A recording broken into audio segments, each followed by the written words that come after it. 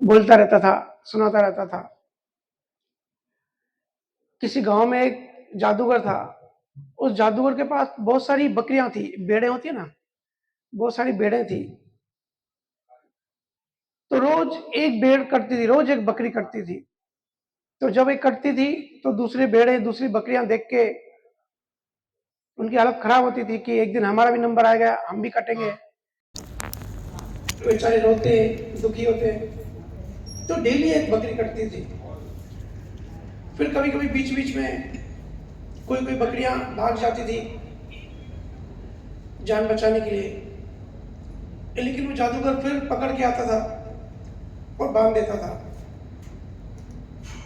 तो डेली की इस एक्टिविटी से वो जादूगर परेशान हो गया कि रोज रोज बकरियां भाग जा रही हैं और जाके पकड़ के आना पड़ रहा है। तो उसने बोला कि एक ट्रिक करते हैं। उसने सब भेड़ों को हिप्नोटाइज कर दिया। उन सबको बोला कि आप बकरियां थोड़ी हो, आप तो शेर हो, आप तो चीते हो, हम तो बकरियों काटते हैं लेकिन आप बकरी नहीं हो, आप नहीं कटोगे। कुछ कुछ बकरियों को उन्होंने बोला कि आप तो इंसान हो, ये तो दूसरी भेड़ें कटेंगी, आप नहीं कटोगे। फिर जब हिप्नोटाइज हो गई, वो थी तो बकरियां, एक दिन उनका भी नंबर आना था, लेकिन उनको लग रहा था कि ये तो दूसरी बकरियां कट रही हैं। फिर जब भी बकरी कटती थी तो दूसरी बकरियां उस पर हंसती थी कि ये तो बकरी है, ये तो भेड़ है, ये तो कट जाएगी, ये तो मर जाएगी, मैं थोड़ी मरूंगी, मैं थोड़ी कटूंगी, क्योंकि मैं बकरी हुई नहीं, मैं तो शेर हूँ, मैं तो चीता हूँ, मैं तो इंसान हूँ, हम इनकी कैटेगरी में नहीं है। ये धोखा दे दिया बकरियों को उस जादूगर ने। वो बकरियां और कहीं नहीं, हम सब हैं। हम सबको लगता है कि दूसरे मरेंगे, दूसरे दुखी हैं, दूसरे परेशान हैं, हम तो मस्त हैं। जब भी किसी की मृत्यु होती है, हम सबको एक्सपीरियंस है, कोई हमारे फैमिली में जब कोई एक्सपायर होता है तो थोड़ी देर के लिए से लगता है कि भाई बेचारा मर गया, अच्छा आदमी था। थोड़ी देर हम सीरियस होते हैं, थोड़ी देर हम में जागृति आ जाती है, थोड़ी चेतना आ जाती है कि भाई एक दिन सबको मरना है, अच्छा बिहेव करो, अच्छे कर्म बनाओ। फिर जब बॉडी को जला के आते हैं नहाते हैं, फिर सब अपने अपने काम धंधे में लग जाते हैं, फिर भूल जाते हैं। हर किसी को लगता है कि दूसरा मरेगा, मैं थोड़ी मरूंगा, दूसरा कटेगा, काल के आता हूँ। तो ये हमारी आज हालत है। वो जैसे बकरियां हंस रही थी कि हम तो इंसान है, हम नहीं कटेंगे, ऐसे हम अपने को पता नहीं क्या समझते हैं। फ्यूचर की लंबी लंबी प्लानिंग करके, 7 पीढ़ियों की प्लानिंग करके बैठते हैं, इंश्योरेंस करके बैठ जाते हैं, बड़ा बिजनेस खोलेंगे, बड़े घर लेंगे, दुकानें लेंगे। अभी हम सबने देखा अहमदाबाद में जो फ्लाइट क्रैश हुआ। अब फ्लाइट लंदन जा रही थी अहमदाबाद से, तो लंदन तो ऐसे कोई जाता नहीं है, सब बड़े लोग ही होंगे, सब बिजनेसमैन होंगे, बड़े डिग्री वाले लोग होंगे। कितनी भी लंबी लंबी उन्होंने प्लानिंग करी होगी, डॉक्टर इंजीनियर्स होंगे। जब फ्लाइट में बैठे थे तब भी दिमाग में चल रहा होगा थिंकिंग कि कल ये करूंगा, परसों वो करूंगा। लेकिन कुदरत के सामने देखो, 1 सेकंड में सब खत्म। 30 सेकंड के अंदर सारी प्लानिंग, सारी धंधे, सारी थिंकिंग, सारी जो मेहनत, जो पुरुषार्थ कर रहे थे संसार में कि ये करूंगा, वो बनाऊंगा, वो करूंगा, सब खत्म हो गया। ये है हम सबकी जिंदगी, बहुत डायनामिक है। 20 साल की उम्र में विवेकानंद ने न सिर्फ ज्ञान अर्जित किया, उन्होंने ट्रैवलिंग शुरू की, हर जगह जाके ज्ञान देते थे। 30 साल की उम्र में तो वो यूएस में जाके खड़े हो गए। आज हम कहाँ भटक रहे हैं, हम कौन हैं, हमारा लाइफ का पर्पस क्या है, हमको क्या करना है, हम यहाँ पे क्यों आए हैं और कहाँ जाना है, किसी को पता नहीं है। क्यूरियोसिटी, विवेकानंद जब किसी से मिलते थे उनमें इतनी क्यूरियोसिटी थी, मूर्ति पूजा के लिए हमें सवाल जवाब करते थे।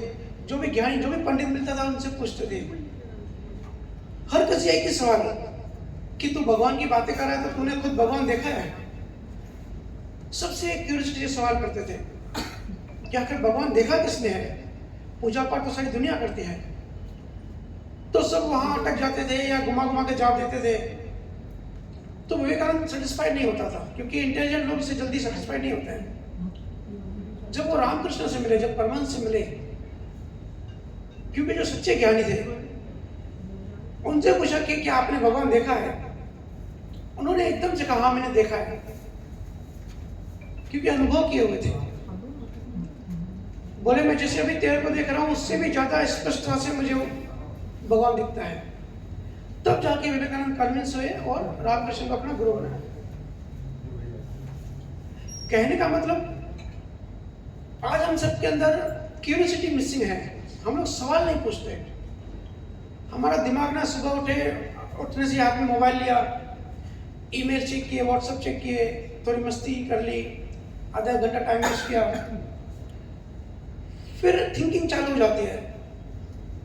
अभी नहाना है, फिर ऑफिस जाना है, ये करना है, वो करना है, पूरे हम ऑक्यूपाई हो चुके हैं। चिंतन मनन हमारी जिंदगी से खत्म हो चुका है। वंडर जिसको कहते हैं ना, वंडर, क्यूरियोसिटी, वो मिसिंग है। रोज देखते हैं ऐसे एक्सीडेंट्स, रोज होते हैं, रोज मरने वाला बच जाता है, बचने वाला मर जाता है। कहीं कहीं 95 ईयर्स के लोग भी हॉस्पिटल में पड़े हैं लेकिन मौत नहीं आ रही है। कोई 15-16 साल के बच्चे मर जाते हैं। हम सब देखते ही हैं 40 साल की एज में हार्ट अटैक से लोग कैसे मर रहे हैं। लेकिन एक क्वेश्चन नहीं पूछते कि आखिर ऐसा होता क्यों है, आखिर दुनिया कैसे चल रही है। हम तो हमारे बस ये काम निपटाना है, बॉस को कन्विंस करना है, इतना हमारा साल का बिजनेस का टारगेट है। ये समझो ऐसा है कि कोई टेनिस खेल रहा है, कोई टेनिस खेल रहा है, और टेनिस गेम क्यों खेलते हैं, कोई भी गेम क्यों खेलते हैं, 1-2 घंटे के लिए थोड़ा रिफ्रेशमेंट हो जाए। लेकिन सोचो कोई टेनिस खेलते खेलते 24 घंटे ही टेनिस खेले, ब्रेक लेना है वो भूल जाए। तो आज हमारी ये सिचुएशन है। ये जो काम धंधा है, जो संसार है, इसको हमने टॉप मोस्ट प्रायोरिटी दे दी है। हम पैसा कमाते हैं ताकि हम 2-3 घंटे मेहनत करें, इतना पैसा कमाएं ताकि बाकी के घंटे हम जिंदगी में जो चिंतन मनन है, जो असली चीज है, जो असली मेन मकसद है, जिसके लिए हम सब यहाँ आए हैं, उसके लिए पुरुषार्थ करें, शांत और पीसफुल बैठ सकें।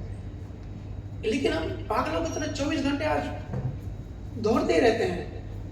ये माया करवाती है, जिसको माया कहते हैं ना। माया कोई वो नहीं है कि कोई फीमेल बैठी है कहीं हम सबको वो कर रही है। माया मतलब इल्यूजन, जो है नहीं पर लगता है। 24 घंटे हम दौड़ते रहते हैं। 24 घंटे देखो संसारी थॉट चलते हैं हमारे अंदर। एक विचार जाता है, दूसरा विचार आता है, विचारों की दौड़ लगी होती है, और सारे संसारी विचार। ये माया, ये प्रकृति, ये यही चाहती है कि हम ऐसे ही गधे, घोड़े, भैंस, ये सब बनते रहे, इंसान रिकार्नेशन बार बार होता रहे। ये जो 3 लोग का जो पिंजरा है, एक पिंजरे से दूसरे पिंजरे में बस भटकते रहे। लाइफ का असली मेन पर्पस हमको पता नहीं पड़े। लेकिन विवेकानंद ऐसे नहीं थे। उनमें क्यूरियोसिटी थी, हर चीज की रिसर्च करते थे। उस समय देखो, आज तो मोबाइल है तो हर किसी के थोड़ी बहुत तो अंधविश्वास लोगों के खत्म हो रहे हैं, लेकिन उस समय बहुत ज्यादा अंधविश्वास था, सुपरस्टिशंस थे समाज में। जात पात की चीजें थी और क्रियाकांड होते थे। उस समय भी विवेकानंद जी ने बहुत स्ट्रगल किया, बहुत फाइटिंग करी। वो हर जगह कहते थे कि साइंस है, विज्ञान है। अगर साइंस नहीं है तो ये सब सुपरस्टिशन है, सब मान्यताएं हैं।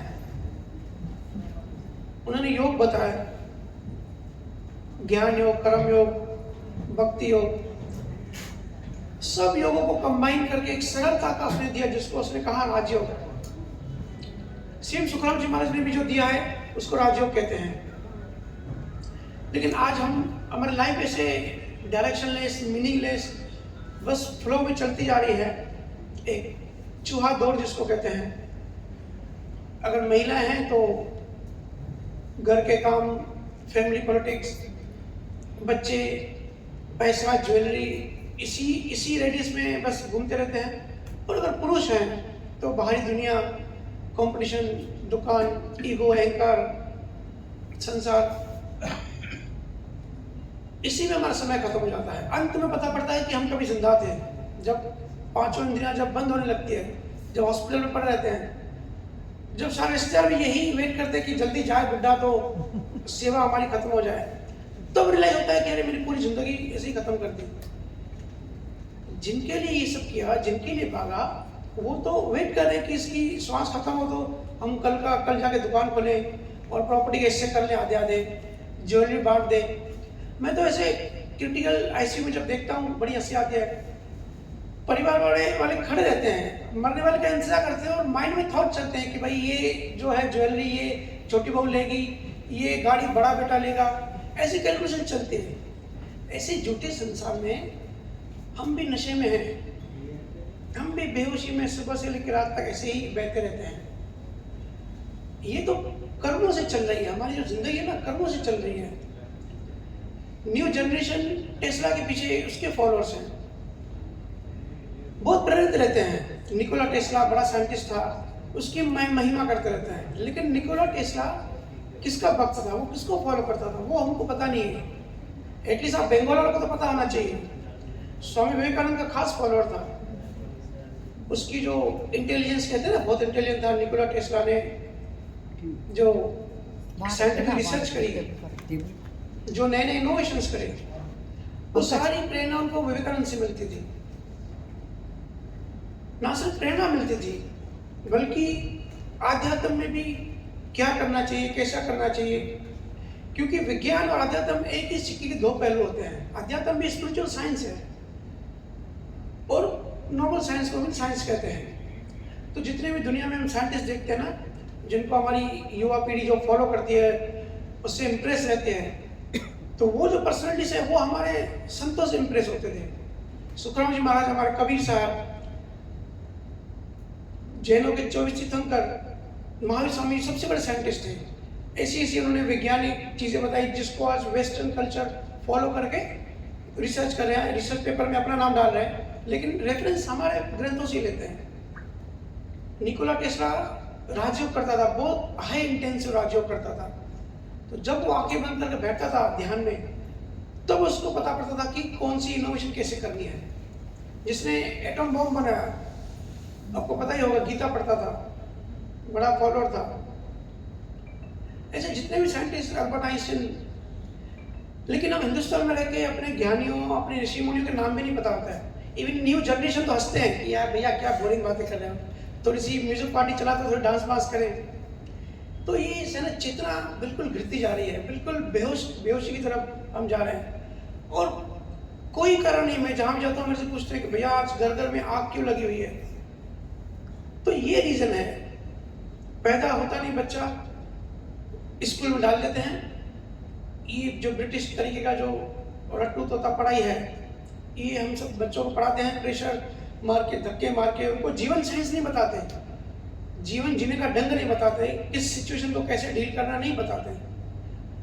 लड़कियां बेचारी 15-16, पहले तो बाल विवाह होता था, 15-16-20 साल की हुई नहीं, घर वाले पूछते हैं शादी कब करोगे। अभी तो सीखी नहीं, जिंदगी जीना सीखी नहीं। फिर शादी हो गई, सगाई कब कर रहे हो, सगाई हो गई, शादी कब कर रहे हो, शादी हो गई, बच्चे कब पैदा कर रहे हो। मतलब यही काम है दुनिया में बस, और कुछ हम इसलिए आए हैं मशीनों की तरह। फिर बच्चे पैदा हो गए, फिर छोड़ देते हैं कि अभी तो 20 साल तो तेरी लग गई, अब 20 साल कुछ नहीं कर पाएगा।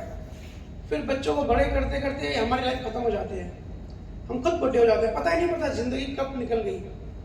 कल मैं पापा जी से वही पूछ रहा था कि आपकी जिंदगी कैसे निकल गई। आपको तो लगता होगा एकदम बस 75 साल हो गए, लेकिन 75 मिनट की तरह निकल गई। किसी भी सीनियर सिटीजन से बैठोगे तो यही बताएंगे कि जिंदगी ऐसी निकल गई जैसे पल पल बीता, और वापस वो मौका नहीं मिलता है, क्योंकि प्रारब्ध कर्म था, प्रारब्ध कर्मों से जीवन चला, अब जीवन खत्म होने को आया, अब फिर पता नहीं आगे कहाँ जाएंगे। तो मेरा अभी ज़्यादा समय है नहीं, मेरा हर सिटी में जहाँ भी जाता हूँ एक ही चीज़ पे फोकस करता हूँ कि आप सवाल पूछो, क्यूरियोसिटी पैदा करो अपने अंदर, वंडर पैदा करो कि ये चीज़ क्यों है, ये कैसे काम करता है, हम एक्चुअली में हैं कौन। हम शरीर हैं तो हमारा जो बायोलॉजिकल सिस्टम है ये कैसे काम करता है, ये भी एक मशीन है, एल्गोरिथम है, इसके पीछे मन है, माइंड कैसे काम करता है। ये जो इतने सारे डिप्रेशन के हर जगह हम केसेस देख रहे हैं, सुसाइड देख रहे हैं। कल ही न्यूज़ देख रहा था मैं, बड़ी हंसी भी आती है, भाई कहाँ समाज पहुंच रहा है। इंस्टाग्राम पे 4 फॉलोअर्स कम हो गए तो लड़की ने सुसाइड कर लिया। बोले मैं बर्तन धो रही थी, पति डांट रहा था, बर्तन धो रही थी तो मेरे फॉलोअर्स कम हो गए। इंस्टाग्राम पे वीडियो नहीं डाल पाई तो इंस्टाग्राम पे मेरे फॉलोअर्स कम हो गए, सुसाइड कर लिया। ये रीजन देखो, इतना अनमोल मानव तन मिला, उसको खत्म कर दिया। अब कितने जन्म शरीर को नहीं मिलेगा। कितनी छोटी आपकी हमारी सोच कितनी छोटी हो गई है। सब व्यूज, सब्सक्राइबर, इसके पीछे एक अंधाधुंध चल रही है। पूरा कंप्लीट शो बिजनेस है और हमारी नई पीढ़ी बहुत ज्यादा अफेक्टेड है। इसलिए कोई साइंटिस्ट नहीं बन पा रहा। सब पढ़ाई रटते हैं, पढ़ाई खत्म हुई नहीं तो पढ़ाई चली रही है। आखिरी के सालों में ये चलता है, अभी जॉब करेंगे, करियर बनाएंगे, अरे भाई स्पिरिचुअल में आगे बढ़ेंगे, चेतना बढ़ाएंगे, कुछ नया सीखेंगे। ये तो किसी को दूर तक थिंकिंग होती नहीं। बस ये टारगेट होता है कि बड़ी कंपनी में, बड़ी सिटी में जॉब करेंगे, फिर शादी करेंगे, फिर बच्चे पैदा करेंगे और जीवन समाप्त। लेकिन बच्चों के अंदर ये चीज पैदा करो कि हम हैं कौन, हम क्यों हैं, हम कहां से आए, क्यों कोई महिला बनता है, कोई पुरुष बनता है, क्यों कोई बीमार होता है, कोई बच्चा पैदा से हैंडीकैप होता है, कोई अच्छा हेल्दी होता है, कोई बहुत ज्यादा मेहनत करता है फिर भी आगे नहीं बढ़ पाता, पैसा नहीं कमा पाता, पूरी जिंदगी चिंताओं में होता है। क्यों कोई इडियट होते हैं कंपनी में या बिजनेस में आगे बढ़ जाते हैं बिना कुछ किए। हमको लगता है सिर्फ विराट कोहली ही अच्छा क्रिकेटर है या सचिन तेंदुलकर अच्छा क्रिकेटर है, इसलिए वो लोग लेजेंडरी है, इसलिए वो लोग वहां पहुंचे हैं। ऐसा नहीं है भाई, रिसर्च करो थोड़ा। सुनने के इच्छुक ही नहीं रहते हैं तो क्या करें। सुनने के इच्छुक नहीं रहते हैं हाँ। क्योंकि वो पूरा दिन मोबाइल की नोटिफिकेशन सुनते हैं। उनका ध्यान पूरा वही है कि कब नोटिफिकेशन आ जाए, कब मेरे फ्रेंड ने स्नैपचैट डाला या फेसबुक पे कुछ फोटोज डाली, कहीं घूमने गए। पूरा जो ध्यान है ना वो बाहर, एनर्जी बाहर फ्लो हो रही है सब बच्चों की। और सबकॉन्शियसली एक कंपटीशन पैदा हो जाती है, कंपटीशन एंड कंपैरिजन। आप दूर मत जाओ, अपने घर में ही देखो, दो कजिन्स होंगे ना, आपस में कंपैरिजन शुरू हो जाती है कंपटीशन की, वो ज्यादा अच्छा है, बेटर है, ये कम है।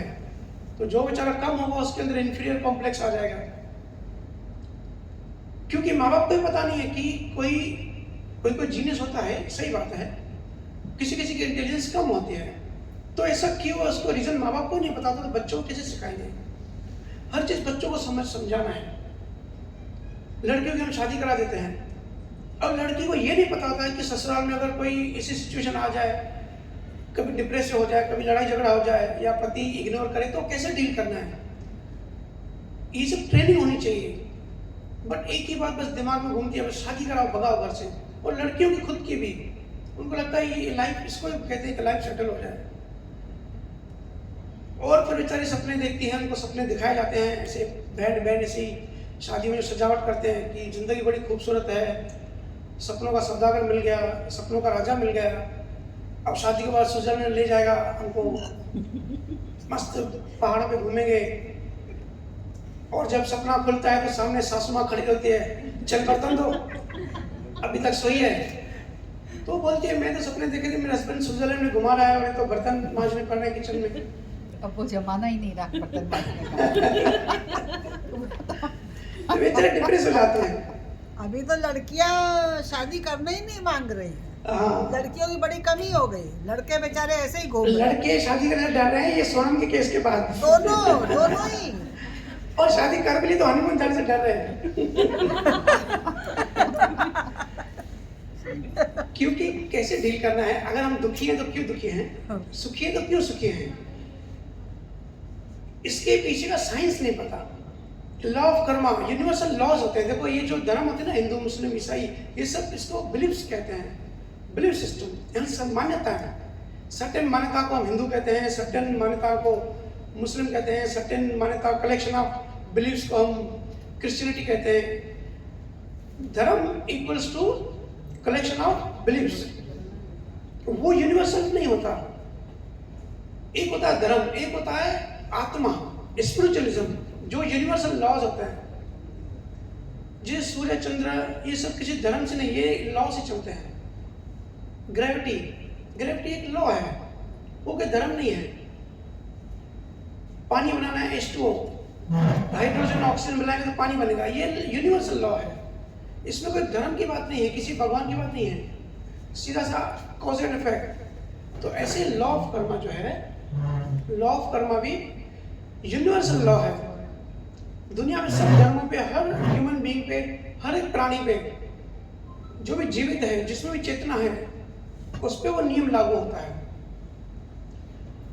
लेकिन हो क्या जाता है, दो बहनें अगर शादी होती है और इसमें से एक सुखी है, एक दुखी हो जाती है, तो उसके अंदर शिकायतें बढ़ जाती है, फिर वो नफरत करने लगती है। क्योंकि मैं डेली बेस पे ऐसे केसेस देखता हूँ कि मेरे माँ बाप ने गलत लड़के शादी करा ली, या लड़के की मेरी गलत लड़की मिल गई, फिर शिकायतें, नेगेटिव एटीट्यूड हो जाता है, फिर गुस्सा, चिड़चिड़ापन, स्ट्रेस, एंजाइटी, लास्ट में डिप्रेस और साइकोटिक, बहुत प्रॉब्लम बढ़ जाता है। तो पिछले 10 सालों से अगर आज देखें ना, तो साइकेट्रिक को पता होगा कितने डिप्रेशन के केसेस बढ़ गए हैं। एक तो हमारा जीवन जीने का ढंग गलत है, हमारा जो फैमिली कल्चर है, जो जॉइंट फैमिली हम सब रहते हैं आज भी, वो बहुत बढ़िया, बहुत ब्यूटीफुल है। लेकिन कुछ साइकोलॉजिकल ट्रैक में फंस जाते हैं। इसके लिए जो अच्छी खूबसूरत बात है, जो पॉजिटिव चीज़ होनी चाहिए, वो नेगेटिव हो जाती है, और उसके कारण पूरी पूरी लाइफ हमारी खराब हो जाती है, और फिर हम उलझ जाते हैं। और उसमें से हमको अध्यात्म के बारे में कुछ पता नहीं होता। हमको लगता है अध्यात्म मतलब 60 साल के बाद जब बुढ़े हो जाएंगे तब करेंगे, ये बुढ़ों का काम है, कौन ये ध्यान और मेडिटेशन और ये सब में पड़ेगा, अभी तो पैसा कमाओ, अभी तो जवान है, अभी तो यंग है। अरे भाई, जवान शरीर ही सबसे ज़्यादा इम्पोर्टेंट और सबसे ज़्यादा काबिलियत रखता है अध्यात्म में आगे बढ़ने के लिए। मुझे लोग कहते हैं कि भैया संसार अलग है, अध्यात्म अलग है। अध्यात्म के बिना आपका संसार बिल्कुल अंधकार है। सांसारिक जो डिसीजंस होते हैं ना, अभी हम रास्ते में चलते हैं, कहीं भी चलते हैं तो हमको रोशनी चाहिए होती है, अंधेरे में हम गिर जाते हैं, एक ठोकर खाते हैं। ऐसे ही संसार में जब चलते हैं ना, तो गलत ढंग से इसलिए जीते हैं क्योंकि अध्यात्म तो प्रकाश नहीं है, आध्यात्मिक ज्ञान नहीं है, आध्यात्मिक नॉलेज नहीं है। अध्यात्म प्रकाश है, रोशनी है। अगर हम अध्यात्म से जुड़े रहते हैं, अगर हम ज्ञान में होते हैं, सतगुरु के सानिध्य में होते हैं, जीवन साइंस समझते हैं, तो जो जिंदगी के जो डिसीजंस होते हैं, जो समझदारी हमको चाहिए होती है, उस रोशनी में हम राइट डायरेक्शन में आगे बढ़ते हैं। फिर ऐसा नहीं कहूँगा कि बीमारी ठीक हो जाएगी, या आपका जो है आप बिल्कुल गरीब और अमीर हो जाओगे, जो कि बाबा लोग कहते हैं कि भाई ये उपाय कर लो आप सब ठीक हो जाएगा। वैसे नहीं होता, सब कर्मों से होता है। पूरी कायनात लॉ ऑफ कर्मा से चलती है। कोई किसी की ना लाइफ बना सकता है ना बिगाड़ सकता है। पिछले जन्मों में हम जैसे कर्म बना के आए, जो बीज डाल के आए, वही फल हमको इस जन्म में मिलता है। आज हम जो भी हैं, जैसे भी हैं, जिस भी सिचुएशन में हैं, बिकॉज ऑफ कर्मा, हम जीवन में जिससे मिलते हैं, चाहे हमारे माँ बाप हो, भाई बहन हो, हमारे पति पत्नी हो, दोस्त यार हो, बॉयफ्रेंड गर्लफ्रेंड हो, ये ऐसे रैंडमली नहीं मिलते, और हम मिलते नहीं, हमको मिलवाया जाता है। हम शादी करते नहीं, हमारी शादी करवाई जाती है। हम पार्टनरशिप करते नहीं है, पार्टनरशिप करवाई जाती है। एम्प्लॉय और एम्प्लॉयर का जो रिलेशन होता है, वो भी ऐसा नहीं कि हमने जाके इंटरव्यू दिया और जॉब में हमको जॉब मिल गया तो ये हमारा बॉस बन गया। उसके पीछे बड़ी साइंस काम करती है, एक एल्गोरिथम काम करती है, कुदरत का कंप्यूटर काम करता है, कुदरती कैलकुलेशन काम करती है। किसी ने समझो बिल्डिंग की टेरेस से ईंट फेंकी और नीचे एक आदमी जा रहा है, उसके सर पे जाके लगी, तो हमारे नजर में ये तो एक रैंडम एक घटना हो गई, सिंपल सी 1 मिनट की, उसके हाथ से गिर गई और नीचे जाकर उस पर लग गई। लेकिन इसके पीछे डीप एल्गोरिथम काम करता है। जैसे गूगल है ना, चैट जीपीटी, इसके पीछे एल्गोरिथम काम करता है, कंप्यूटर काम करता है, सुपर कंप्यूटर, एआई काम करता है। ऐसे ही जिसको लगनी थी और जिसके हाथों को, जिसके निमित्त से वो ईंट फेंकनी थी, ये दोनों कुदरत ने मिलवाया, तो घटना घटी। ऐसे ही हम जीवन में जिससे मिलते हैं, जिससे बिछड़ते हैं, डाइवर्स हो जाता है। सब कुछ ठीक होता है, अचानक डाइवर्स हो जाता है, किसी की मौत हो जाती है, सब कुछ ठीक होता है, कंपनी अच्छी चल रही होती है, सडनली कुछ घटना घटती है, कंपनी बंद हो जाती है। अभी देखो एयर इंडिया अच्छी चल रही थी, प्लेन क्रैश हुआ, अभी उसके शेयर्स लॉस में जा रहे हैं, गिर गए। तो ये रैंडम नहीं होता, इसके पीछे डीप एल्गोरिथम, डीप कंप्यूटर काम करता है। ये लॉ ऑफ कर्मा से गवर्न होता है। जीवन में जो भी मिलता है, जिनके साथ हमारी लेन देन होती है, उसी से हमारी मुलाकात होती है। हम यहाँ बैठे हैं, जाके रशिया में जाके किसी से नहीं मिल सकते, क्योंकि रशियन से हमारी कोई ज़्यादा लेन देन नहीं है। जापान जाकर नहीं बैठ सकते, क्योंकि हमारा वहाँ हिसाब किताब नहीं है, हमारे कर्मों की लेन देन नहीं है। इसलिए देखो जो गुरु लोग होते हैं ना, जो गुरु वो ट्रैवलिंग बहुत करते हैं, जो गुरुओं की बहुत सारे लोगों से लेन देन होती है। इवन सत्संग अभी हम सुन रहे हैं, ये भी ऐसा नहीं है कि हमने प्लान किया और फिक्स हो गया, ये भी पुण्य का संजोग बनता है, तभी हम यहाँ से पहुँच पाते हैं। तब ये भी घटना घट रही है, हम यहाँ पे मिले हैं। बहुत लोग नहीं पहुँच पाते हैं या बहुत लोग पहुँच जाते हैं, ये भी सब पहले से तय होता है, पहले से लिखा होता है। और ये बात मैं कह रहा हूँ इसलिए मत मानना, हिंदुस्तान में ऐसे बहुत गुरु हैं जो फोर्स करते हैं कि मैं जो कहता हूँ वही सही है, मेरी बात सही, मेरा बताया वो मार्ग सही, मेरा ज्ञान सही, मैं जो बता रहा हूँ सबसे श्रेष्ठ, बाकी सब भटके हुए। ये हजारों लाखों गुरु हैं, मैं ऐसी किसी चीज़ में फंसना नहीं चाहता कभी भी। इसलिए मैं कहता हूँ सब रिसर्च करो, क्यूरियोसिटी पैदा करो, अपने अंदर सवाल पैदा करो, बेहोश और नशे में मत जियो। हम सब अजागृति में हैं, हम सबको जागृति चाहिए। कोई भी चीज़ क्यों घट रही है? अब प्लेन क्रैश हुआ, उसमें से हम सबने देखा कि 242 में से एक आदमी बच गया जो इमरजेंसी सीट के नज़दीक बैठा था। देखो ऐसा नहीं है कि ग्रंथ में जाके या आश्रम में जाके हमको ज्ञान लेना है, प्रैक्टिकल जिंदगी हमको अगर हम उस दृष्टि से देखेंगे ना लाइफ को, वही हमारे टीचर है, वही हमारे गुरु, वही हमको बहुत सिखाते हैं। जब न्यूज़ में पहली बार देखा कि एक आदमी बच गया तो बहुत लोग हंस रहे थे कि ये तो लकी था या तो इसी ने कुछ किया होगा, लेकिन अंदर हमारे अंदर सवाल पैदा नहीं हुआ, ऐसे कैसे पॉसिबल हुआ? बाकी सब मर गए, ये कैसा बचा? अच्छा इमरजेंसी सीट पे बैठा था, लेकिन दूसरा भी तो बैठा था, दूसरे साइड भी इमरजेंसी सीट होता है, सामने सामने तो हाँ, वो क्यों नहीं बचा? और एक लेडीज थी जिसकी जो उस प्लेन में बैठने वाली थी, वो 10 मिनट लेट हो गई, ट्रैफिक जाम में फंस गई। और अहमदाबाद में इतना मुंबई जैसा ट्रैफिक जाम में नहीं होता कि फ्लाइट छूट जाए। और वो रो रही थी कि मेरी 60,000 की टिकट वेस्ट हो जाएगी, मुझे जाने दो। उसको जाने नहीं दिया और बाद में खुश हो रही थी। तो कुदरत में आगे क्या लिखा है हमको नहीं पता होता है। हम क्या थोड़ी हमारी साथ नेगेटिविटी हो गई, थोड़ा ही हमारे साथ किसी ने बुरा बर्ताव कर दिया, हमारा थोड़ा सा लॉस हो गया, हमारा किसी ने अपमान कर दिया, हम नेगेटिविटी में रोना धोना चालू कर देते हैं, शिकायतों का अंबार लगा देते हैं। ये तेरी वजह से हुआ, तूने मेरा ये बिगाड़ा, अगर ये नहीं होता तो ये होता, अगर मैं इससे पार्टनरशिप नहीं करता तो मेरा बिजनेस बहुत अच्छा चलता था, ये देवरानी मेरा जीवन नर्क करके रखा है, इसकी शादी नहीं होती तो मैं बड़ी सुखी होती।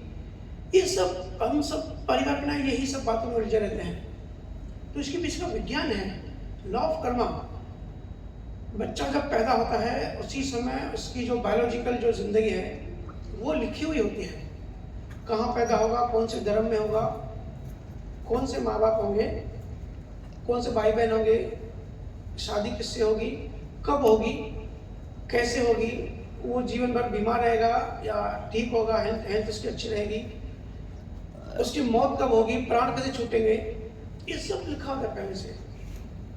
प्राण जितने लिखे होते हैं, श्वासें जितनी लिखी होती हैं, ना उससे पहले कोई मरता है ना बाद में, तो उस लेडी के प्राण भी लिखे हुए थे, उस आदमी के भी लिखे हुए थे। और जब ग्रुप एक्सीडेंट होता है, जब ये क्रैश के बाद मेरे से सब इस टाइप की ज़्यादा क्वेश्चन आ रहे हैं, तो जब ग्रुप में किसी की मौत होती है तो इसका मतलब इन लोगों ने ग्रुप में कभी ना कभी कर्मा बनाए होंगे पिछले जन्मों में।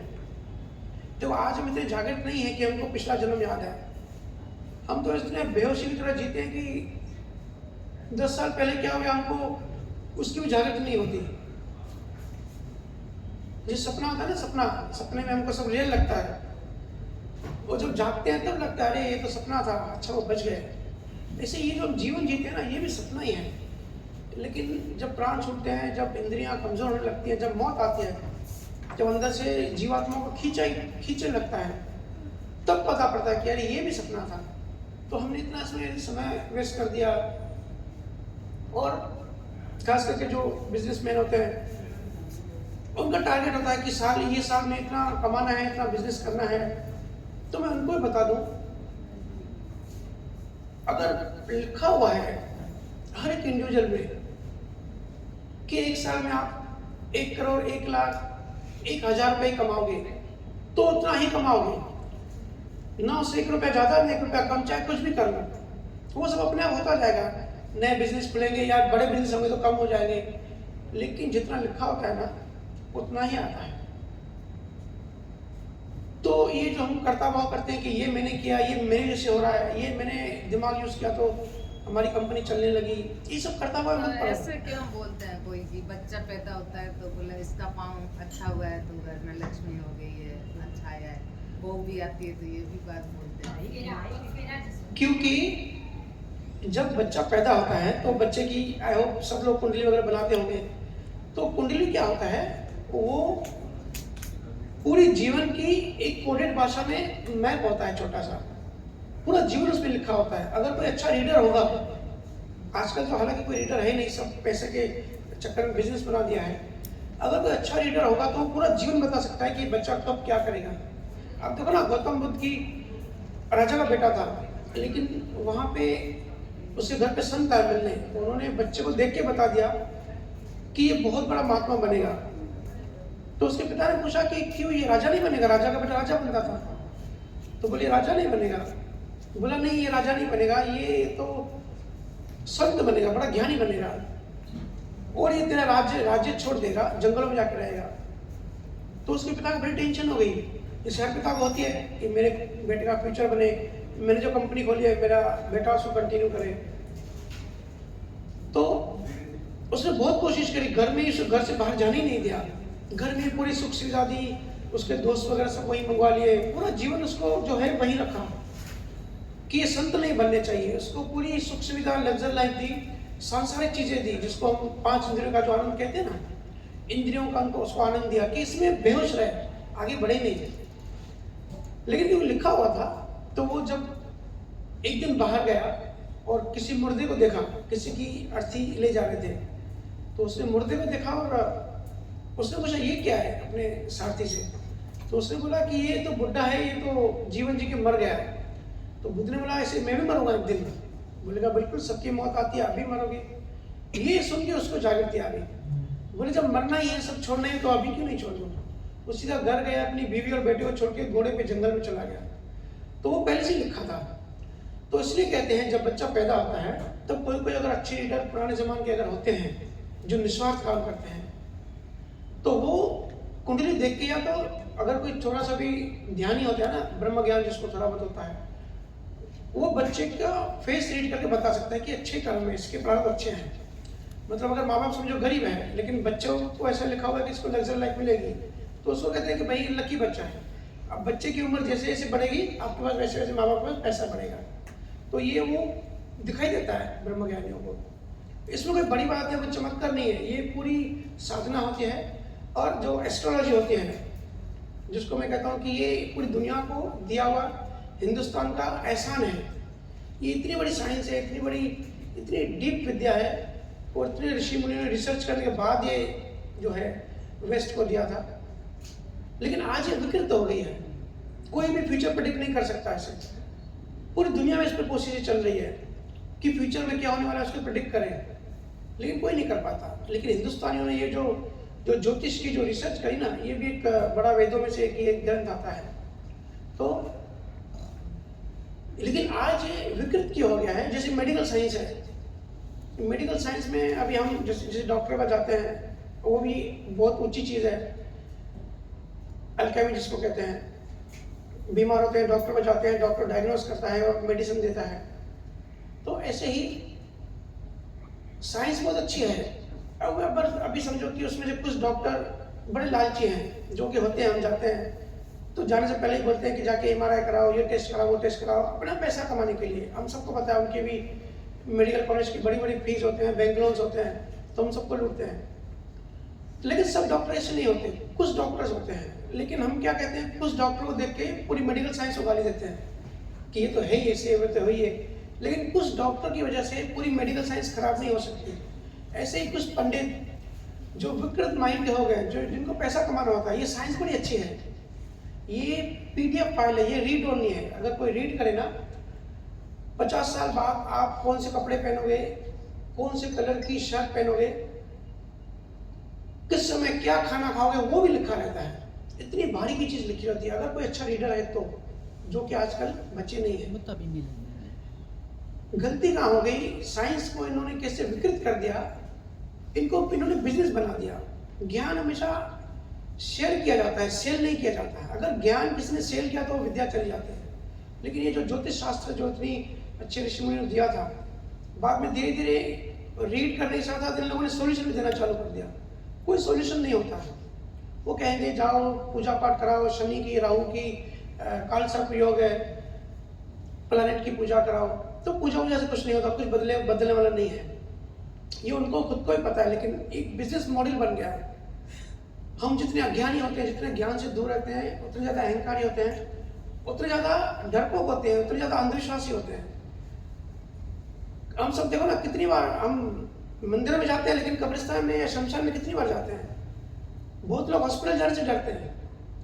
मैं कहता हूँ भाई, अगर सुबह उठ के रोज हॉस्पिटल जाओगे, घर के आसपास है, तो शमशान जाके बैठो, शुरुआत ही उससे करो। वो असली जीवन है, वहां जागृति आएगी। लेकिन हम सब भटक गए हैं। तो ये जो ज्योतिष है ना, ये जो पंडित है, इन्होंने कुछ पंडितों की वजह से ये जो उन्होंने सोल्यूशन देना चालू कर दिया। सोल्यूशन कुछ होता नहीं है, कुछ पूजा पाठ से कुछ बदलता नहीं है। और ये साइंटिफिकली प्रूव है। ऐसा नहीं है कि मैं बोल रहा हूँ आप लोग मान ही लो। मैं जो कह रहा हूँ ना, लॉ ऑफ कर्मा, कि जीवन में जो भी घटना घटती है वो लिखा होता है, ये साइंटिफिकली प्रूव है। पिछले साल ही, मैं तो ये काफ़ी समय से ये चीज़ कह रहा हूँ, लेकिन पिछले साल ही कनाडा में एक रिसर्च हुई कि हमारे ब्रेन में हम जो भी कुछ करते हैं ना, ब्रेन में सिग्नल आते हैं। हमको भूख भी लगती है, या कहीं पेट दर्द होता है, सर दर्द होता है, जो भी हम बात भी करते हैं, किसी को कुछ बोलते भी हैं, तो पहले हमको थॉट आता है। ठीक है ना, हम सबको ये एक्सपीरियंस है। तो ये पहले ब्रेन में आता है। ब्रेन फिर सिग्नल देता है कि ये एक्टिविटी करो, हाथ उठाओ, या तो पैदल चलो। तो उससे हमको लगता, अभी तक साइंस को लगता था कि ये सब ब्रेन ही कर रहा है, दिमाग ही कर रहा है, जो भी है दिमाग है, न्यूरॉन्स है, 76 बिलियन न्यूरॉन्स अंदर काम कर रहे हैं। लेकिन एक साल पहले कनाडा में रिसर्च हुई कि ब्रेन को भी कहीं से सिग्नल आ रहे हैं। कहीं से उन्होंने इलेक्ट्रोमैग्नेटिक लाइट देखी, कोई इंसान मर रहा था, तो उसको भी 30 मिलीसेकंड के अंदर अंदर ब्रेन को भी कहीं से सिग्नल आ रहा है। और हम जो सोचते हैं, हमको लगता है हम सोचते हैं या हम करते हैं, क्योंकि हमको ब्रेन कहता है ये करने के लिए। लेकिन ब्रेन को भी कोई कहता है। उसका जवाब आज तक मेडिकल साइंस को ऐसे नहीं था। लेकिन अध्यात्म साइंस इसकी शुरू से बात करती है कि पहले से लिखा हुआ है। ब्रेन को भी मैसेज जब जाता है ना, किसी थॉट का या कोई चीज़, वो लिखी होती है। किसी का एक्सीडेंट हो जाता है, देखो हमने क्या कर्म बनाया, हमको वो दिखता नहीं है, हमको पिछला जन्म याद नहीं है। हम सब शुद्ध सिंपल से, हम लोग सिंपल प्राणी हैं। हम अभी कोई ज्ञानी नहीं बन गए कि आंखें बंद करके बुद्ध की तरह पिछले जन्म देख लें। तो जो बीज होते हैं, जो कर्म होते हैं, न्यू कर्म, उसको कॉजेस कहते हैं। हमको इफेक्ट दिखता है, कॉज एंड इफेक्ट। हमारे जीवन में जो घटनाएं घटती है ना, वो होता है इफेक्ट, वो हमको दिखाई देता है। इफेक्ट को देख के हम बीज का पता लगा सकते हैं कि ये इफेक्ट है, ये घटना घटी, तो ये बीज हमने बोया होगा। तो ऐसे ये साइंटिफिकली प्रूव्ड है। इसको संतों ने कहा है प्रारब्ध कर्मा। 3 टाइप के कर्म होते हैं, प्रारब्ध कर्मा, संचित कर्म एंड क्रियामान कर्मा। क्रियामान कर्मा मतलब जो हम रोज नए नए कर्म, हर एक सेकंड में नए कर्म बनाते हैं। प्रारब्ध कर्मा मतलब जो हमारा जो बायोलॉजिकल बॉडी है, जो 5 इंद्रियां हैं, आंखों से देखते हैं, कानों से सुनते हैं, इसको प्रारब्ध कर्म कहते हैं। हमारा शरीर, ब्लड रिलेशन जिससे हम जुड़े हैं, ये सब प्रारब्ध कर्मों से चलता है। ये जो ट्रांजेक्शन्स होती हैं हर एक मिली सेकंड्स में, वो दूसरा होता है संचित कर्मा। संचित कर्मा मतलब जैसे क्लाउड कंप्यूटिंग आपने सुना होगा कि डेटा सेव होती है क्लाउड में। मोबाइल में हम फेसबुक चलाते हैं, इंस्टाग्राम चलाते हैं, तो क्लाउड में जाके सेव होता है। ऐसे ही कुदरत का भी एक क्लाउड कंप्यूटर है। हम जो भी नए कर्म बनाते हैं ना, वो वहाँ जाके सेव होता है। और अंत समय में, जब हमारा अंत समय होता है, जब जीवन समाप्त होने की कगार पे होता है, तब उस समय जीवन भर का जो हमारा अनुभव होता है, जो एक्सपीरियंस होता है, उसका एवरेज निकलता है और वही हमारे सामने आता है। अब अगर किसी ने पूरा जीवन वासनाएं, पैसा, मोह, इसके पीछे ही लगा रहा, तो अंत में उसके सामने यही सब आएगा। ऐसा नहीं कि अंत में 1 मिनट पहले राम राम बोल दिया या नारायण बोल दिया तो स्वर्ग में जाएगा या उसको मोक्ष मिल जाएगा, जैसे हमने कहानियां सुनी है, क्योंकि आ ही नहीं सकता। जो जीवन भर का अनुभव है ना, अंत समय वही आता है। और अंतमति सो गति, अंत में जैसी मति होती है, आगे की गति वैसी होती है। क्योंकि आगे की जो गति है, जीवात्मा, हम सब ने गीता तो पढ़ी है, हमको इतना तो इंडिया में बेसिक नॉलेज है ही। कि जीवात्मा कपड़े चेंज करती है, जीवात्मा शरीर बदलती है, एक शरीर छोड़ते हैं दूसरे शरीर में चली जाती है। तो जैसे शरीर छूटता है, पूरे जीवन भर का जो एवरेज कर्मा है और जो संचित कर्मा हमारे पहले जन्मों में पड़े हुए हैं वो मर्ज होते हैं, फिर उसमें से हमारा नया जीवन डिसाइड होता है और नए जीवन का नया शरीर मिलता है, उसका डीएनए बनता है। फिर डीएनए में जीवात्मा चली जाती है, डीएनए से फिर नया शरीर ग्रो होता है। तो इसे जीवन मरण के साइकिल में हम सब फंसे हुए हैं। हमको चाहिए कि ये जीवन में हमको मनुष्य तन मिला है, इसका सदुपयोग करें। बेसिकली हम क्या करते हैं, सुबह उठते हैं, पैसा कमाने के पीछे मेहनत करते हैं। पैसा क्यों कमाते हैं? ताकि जीवन चले, हमारा पेट भरे। सब कोई अपना अपना पेट भरने के लिए मेहनत करता है और इनसिक्योरिटी, मौत से डरते हैं। फिर आपको आके बच्चे पैदा करते हैं और नींद करते हैं, सो जाते हैं। तो यही काम तो जानवर भी करते हैं। शेर सुबह उठता है, बकरी के पीछे भागता है, मेहनत करता है। जैसे हम ऑफिस के लिए भागते हैं, गाड़ी में ट्रैफिक जाम में फंस जाते हैं, शेर भी दौड़ता है बकरी के पीछे, पकड़ता है, खाना खाता है, बच्चे पैदा करता है और सो जाता है। तो अगर हम भी यही करें जीवन भर जो जानवर करते हैं, तो हम इंटेलिजेंट ह्यूमन बींग्स हैं। हमारा जानवर में क्या फर्क रहा है? ऐसी बात नहीं है कि भाई ये सिर्फ जो हम गृहस्थी लोग हैं, जो बड़े बड़े इंजीनियर्स हैं, बड़े बड़े डॉक्टर्स हैं, साइंटिस्ट हैं, वो लोग भी आखिर में करते क्या हैं? जो उनको बायोलॉजिकल शरीर जैसे चलाता है वैसे ही चलते हैं, बड़ी बड़ी खोज भी कर लेते हैं, लेकिन अंत में क्या करते हैं? जैसे आए थे, जिस चेतना के जिस लेवल पर पैदा हुए थे उसी लेवल पर खत्म हो जाता है। हम सबका जीवन भी धीरे धीरे समाप्त हो रहा है, हर एक सेकंड खत्म हो रहा है। आज नहीं तो कभी नहीं। क्या होता है ना, अगर हमारे कुछ पिछले जन्मों का अच्छे पुण्य कर्म है तो हमको थोड़ी लग्जरी लाइफ मिलती है, हमको गाड़ी बंगला होता है, ज्वेलरी होती है, बड़ा अच्छा परिवार होता है, शरीर अच्छा होता है। और पुण्य कर्म बेहोश कर देता है, लग्जरी लाइफ बेहोश कर देती है। अगर कोई गरीब है, कोई स्ट्रगल कर रहा है लाइफ में, कोई बीमार है, हॉस्पिटल पड़ा हुआ है, हैंडीकैप है, तो वो थोड़ा सा पुरुषार्थ करता है कि मेरे साथ ये क्यों घटा। फिर थोड़ा थोड़ा उसकी जो उत्सुकता है, जो प्यास होती है परमात्मा की तरफ होती है। लेकिन जो अमीर लोग होते हैं, जो लग्जरी लाइफ जीते हैं, वो तो बहुत बेहोश होते हैं। वो उसी पॉलिटिक्स में, उसी राजनीति के खेल में फंस जाते हैं। इसी करके हमारा जीवन सबका समाप्त हो रहा है। इसलिए हम सबको पुरुषार्थ करना है, जीवन साइंस समझनी है। तो डिप्रेशन के केसेस ऐसा नहीं है कि अभी तो कि 60-70 साल के बाद देखेंगे। आज देखो बच्चों में डिप्रेशन है। बच्चों की हालत देखो, मोबाइल छीन ले तो एकदम से एग्रेस हो जाता है, गिलास और वो सब उठा के मारने लगते हैं। ये एग्रेशन कहाँ से आ रही है? बच्चे तो आज अभी भी पैदा हुए, लेकिन बच्चों का शरीर नया होता है, उनकी जीवात्मा नहीं होती। जीवात्मा लाखों जन्मों से ट्रैवल करती आ रही है, नए नए शरीर लेती आ रही है। बच्चे हमारे द्वारा जरूर आते हैं, उनको डीएनए हमारा जरूर मिलता है, लेकिन बच्चे की जीवात्मा बड़ी पुरानी है, उसके मालिक नहीं है। ये बातें हमको खुद भी समझनी है, लाइफ साइंस, और अपने बच्चों को भी घर में समझाना है। नहीं तो आगे आने वाले और 10 साल आप देखोगे, 10 में से 8 जो है ना वो साइकोलॉजिकल पेशेंट होंगे।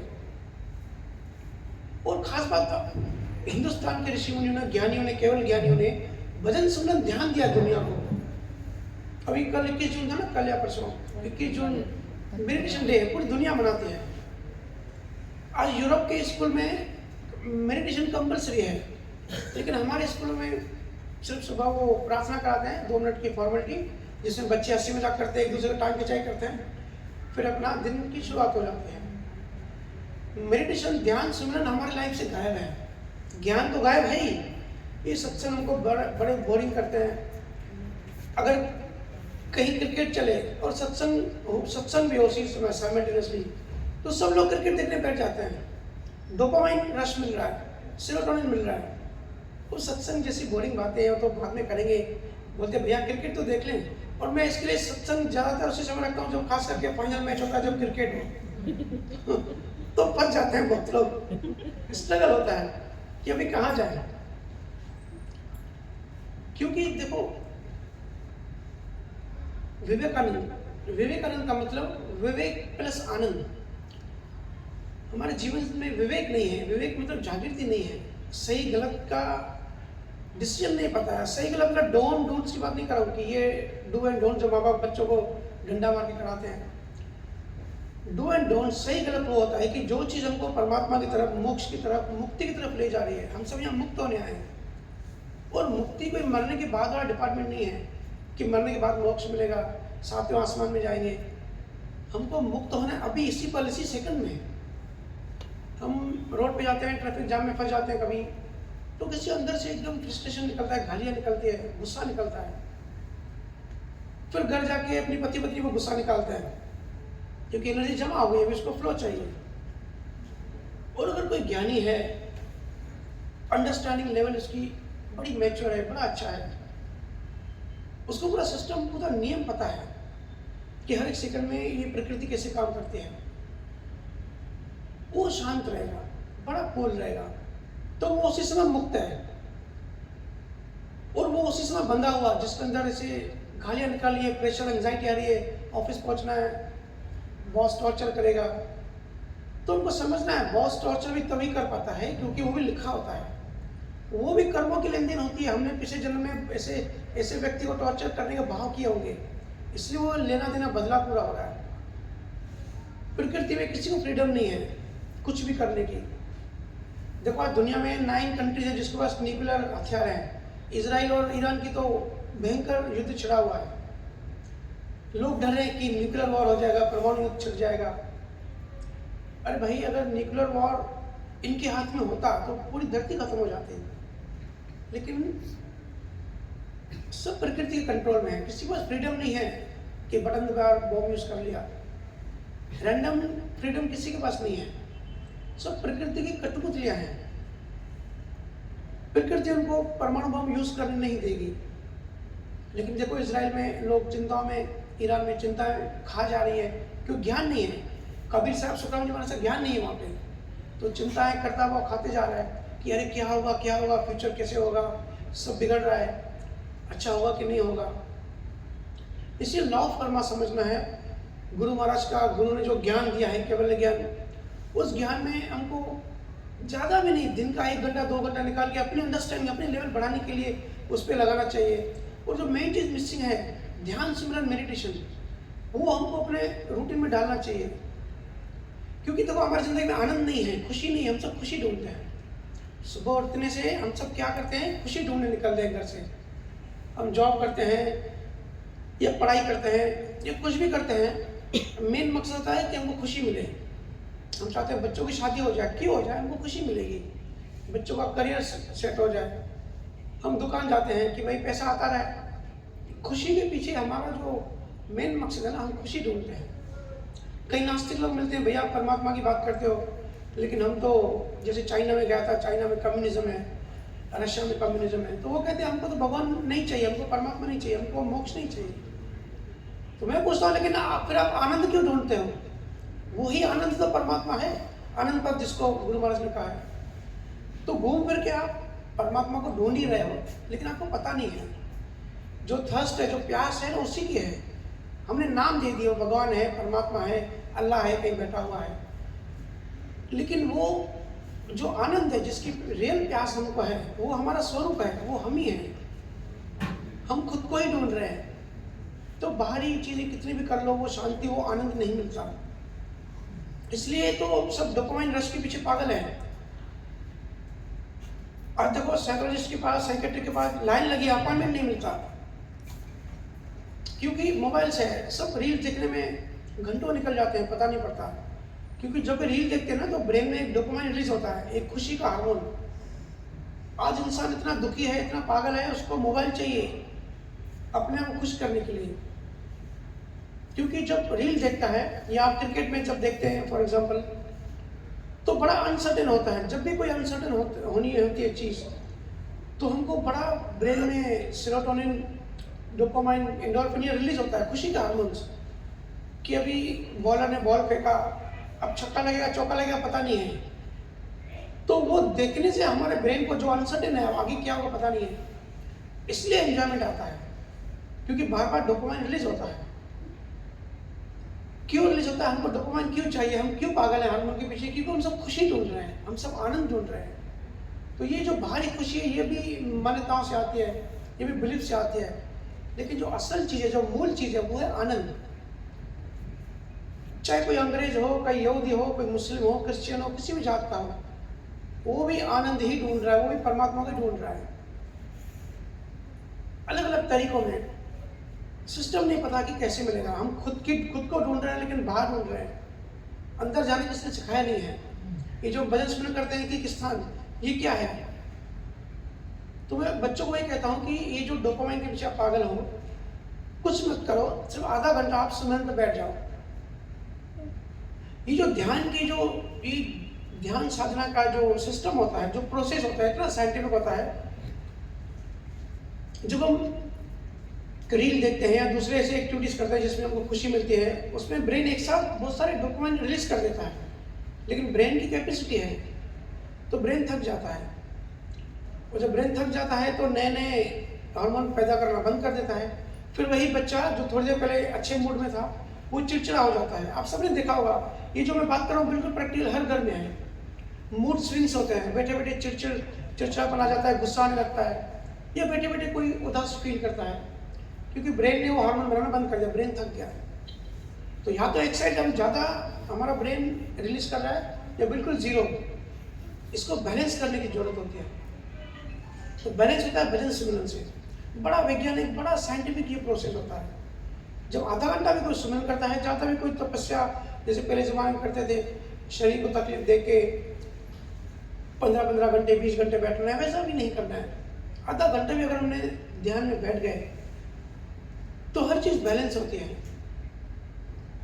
नहीं तो आप किसी भी साइकियाट्रिस्ट के पास जाते हैं, लाइन लगी होती है, और वो क्या करते हैं, वहाँ पे CBT करते हैं, कॉग्निटिव बिहेवियर थेरेपी। अब साइकोलॉजी की जो साइंस है, मन का जो विज्ञान है, कार्ल जुंग ने ये दुनिया को दिया। हालांकि वो भी हिंदुस्तान का भक्त था, वो भी हिंदुस्तान में जो संत जो कबीर साहब थे, कबीर साहब का बीजक ग्रंथ है, उसमें मन का पूरा विज्ञान बताया कबीर साहब ने कि मन कैसे काम करता है, मन की बीमारियां क्यों होती है, कैसे होती है, मन ठीक कैसे होता है।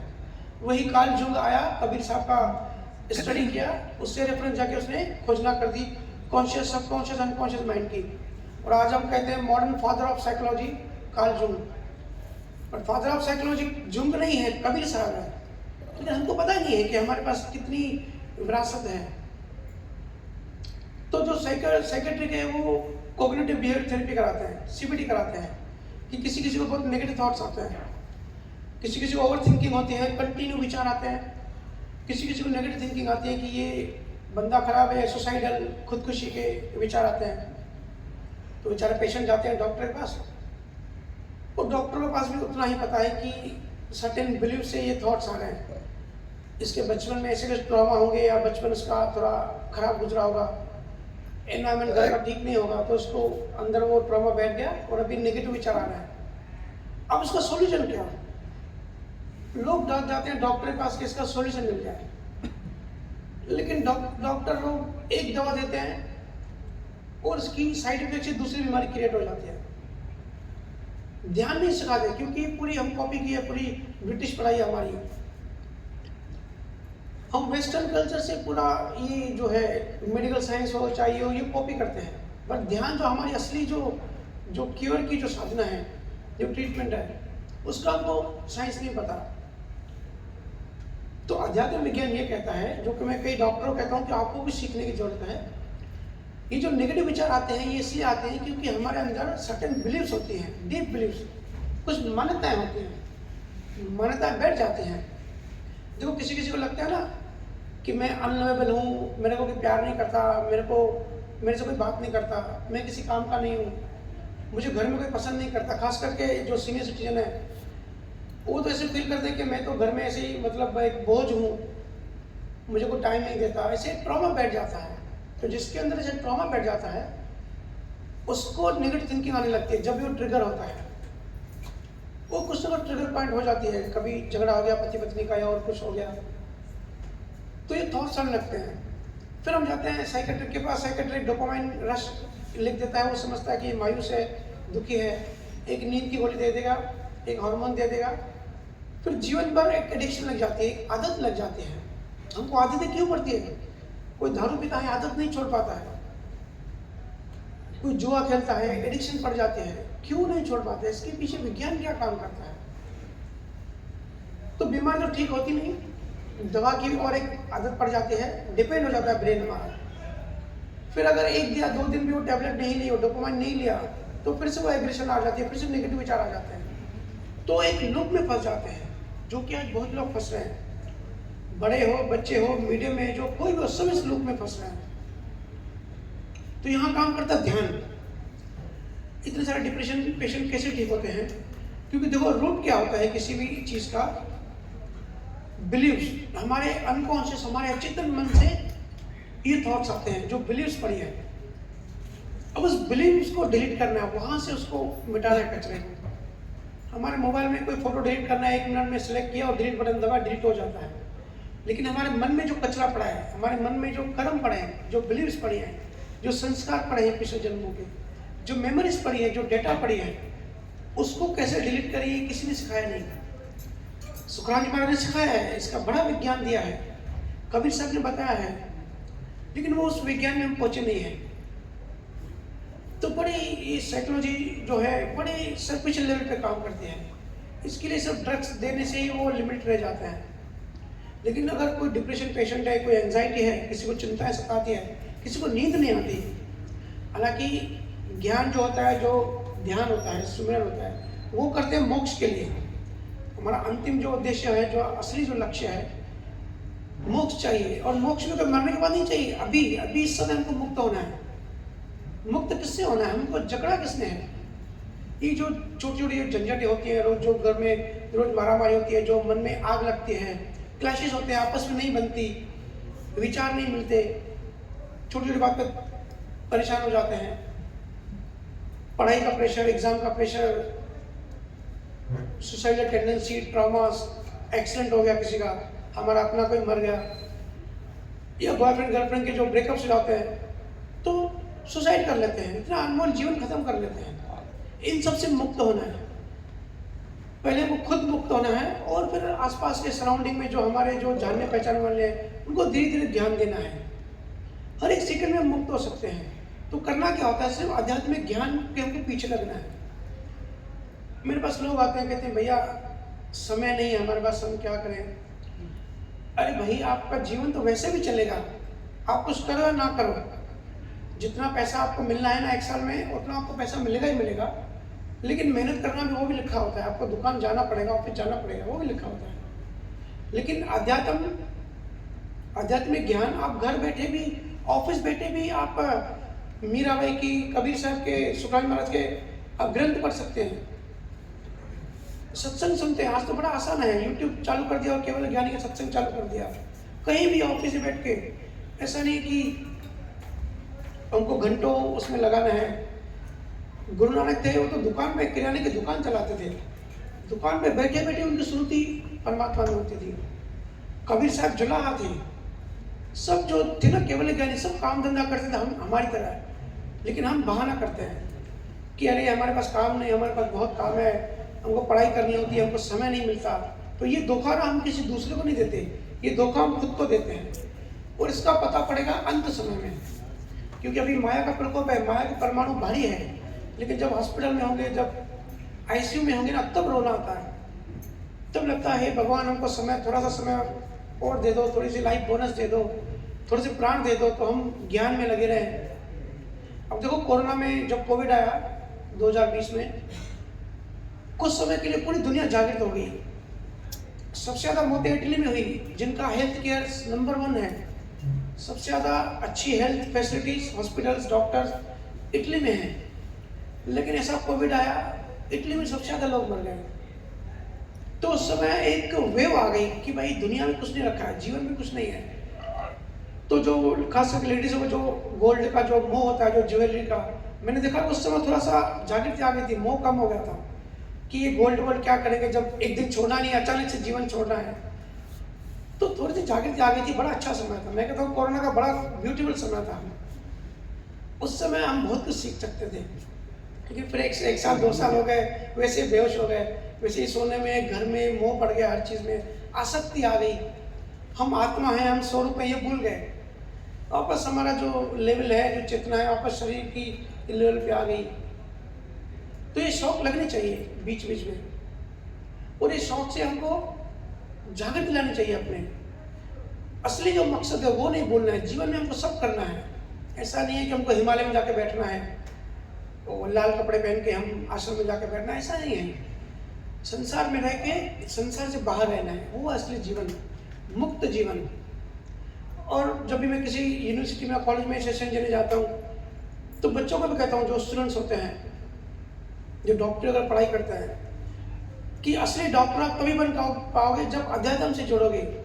सिर्फ शरीर की आपको साइंस नहीं समझनी है, मन की साइंस भी समझनी है, आत्मा की साइंस भी समझनी है, उसको अनुभव करना है, तब आप सही मायने में असली डॉक्टर बन सकते हो। क्योंकि देखो, अगर कोई मुक्त नहीं मतलब बीमार है, तो एक बीमार दूसरे बीमार का इलाज नहीं कर सकता। एक मुक्त ही दूसरे बीमार को मुक्त कर सकता है। मेरे पास आते हैं माँ बाप कि बच्चे बड़े परेशान करते हैं, लड़ाई झगड़ा करते हैं, उल्टी बात करते हैं, इनको थोड़ा समझाओ। तो मैं कहता हूँ मुझे आपको समझाने की जरूरत है, बच्चों को नहीं। पहले आप समझो। अब बच्चों के मालिक मत बनो। हर आत्मा को फ्रीडम चाहिए होता है, हर किसी की अपनी प्राइवेसी होती है। तो बच्चों के दोस्त बनोगे तो आपके दोस्त बनोगे, बच्चों के माँ बाप बनोगे तो आपके दुश्मन बन जाएंगे। और उनको अच्छे बुरे की, आध्यात्मिक ज्ञान की समझ दो, और एक आधा घंटा आप रूटीन में बांध लो कि आज आधा घंटा, चाहे मन लगे चाहे ना लगे, चाहे विचार कितने भी आए, चाहे बड़ा बोरिंग लगे स्टार्टिंग में जो लगेगा, लेकिन भजन सुनना जरूर करें। बड़ी साइंटिफिक विधि है केवल ज्ञानियों की हमको दी हुई। आज से 2025 से 2125 में हम में से कोई भी नहीं होगा, लेकिन उस समय आप देखोगे 100-200 साल बाद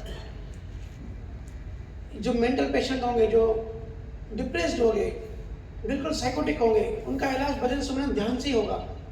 कोई दवा काम नहीं करेगी। दवा तो सिर्फ एक सपोर्ट करती है। एक केमिकल का मिसबैलेंस हो जाता है, कैल्शियम कम हो गई, दूसरे न्यूट्रिशंस कम हो गए, तो वो सब बैलेंस करता है, थोड़ा सा सपोर्ट करता है। बट आगे चल के ये दवाओं से भी काम नहीं चलेगा। सिर्फ ध्यान सुनना नहीं है एक चीज़ जो काम आएगी। हम एक ट्रांजिशन पीरियड में हैं। अभी जो द्वापर युग है वो खत्म हुआ है और अभी कलयुग पूरा स्टार्ट नहीं हुआ है, हम बीच में हैं।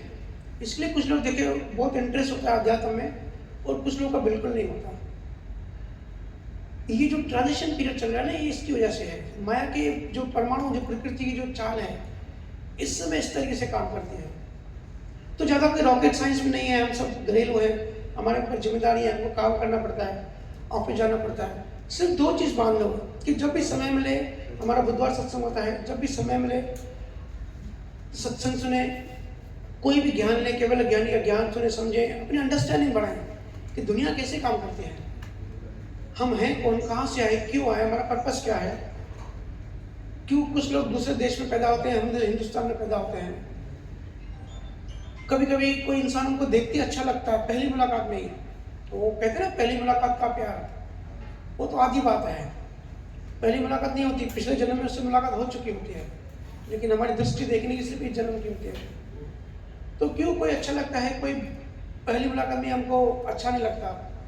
वो आजकल की भाषा में क्या कहते हैं, वाइब्स, इससे अच्छी वाइब्स नहीं आ रही है, बच्चे कहते हैं। तो अच्छी वाइब्स क्यों नहीं आती है, ये समझना है, अपनी अंडरस्टैंडिंग बढ़ानी है। जब अंडरस्टैंडिंग तभी बढ़ेगी, इससे बातें करने से या इन्फॉर्मेशन ज्ञान लेने से नहीं बढ़ेगी। हमारी चेतना लो लेवल पे होती है। जब हम भजन सुनने ध्यान में बैठते हैं, आंखें बंद करके आधा घंटा अपने अंदर जाते हैं, तब हमारी चेतना उठती है। तो धीरे धीरे हमारी जागृति बढ़ती जाती है, चेतना उठती जाती है। तब हमारे लेवल ऑफ अंडरस्टैंडिंग बढ़ेगी, तब चीज़ें हमको समझ में आएंगी। नहीं तो हमने सत्संग सुना, घर जाके वैसे के वैसे हो जाते हैं, यहाँ सुनते हैं, यहाँ से बाहर निकल जाता है। हमारे लाइफ में इफेक्ट नहीं होता, हमारे जीवन नहीं बदलता। ज्ञान ऐसा होना चाहिए जिससे हमारे जीवन में बदलाव आए, बिल्कुल सोचने में मजबूर हो जाए।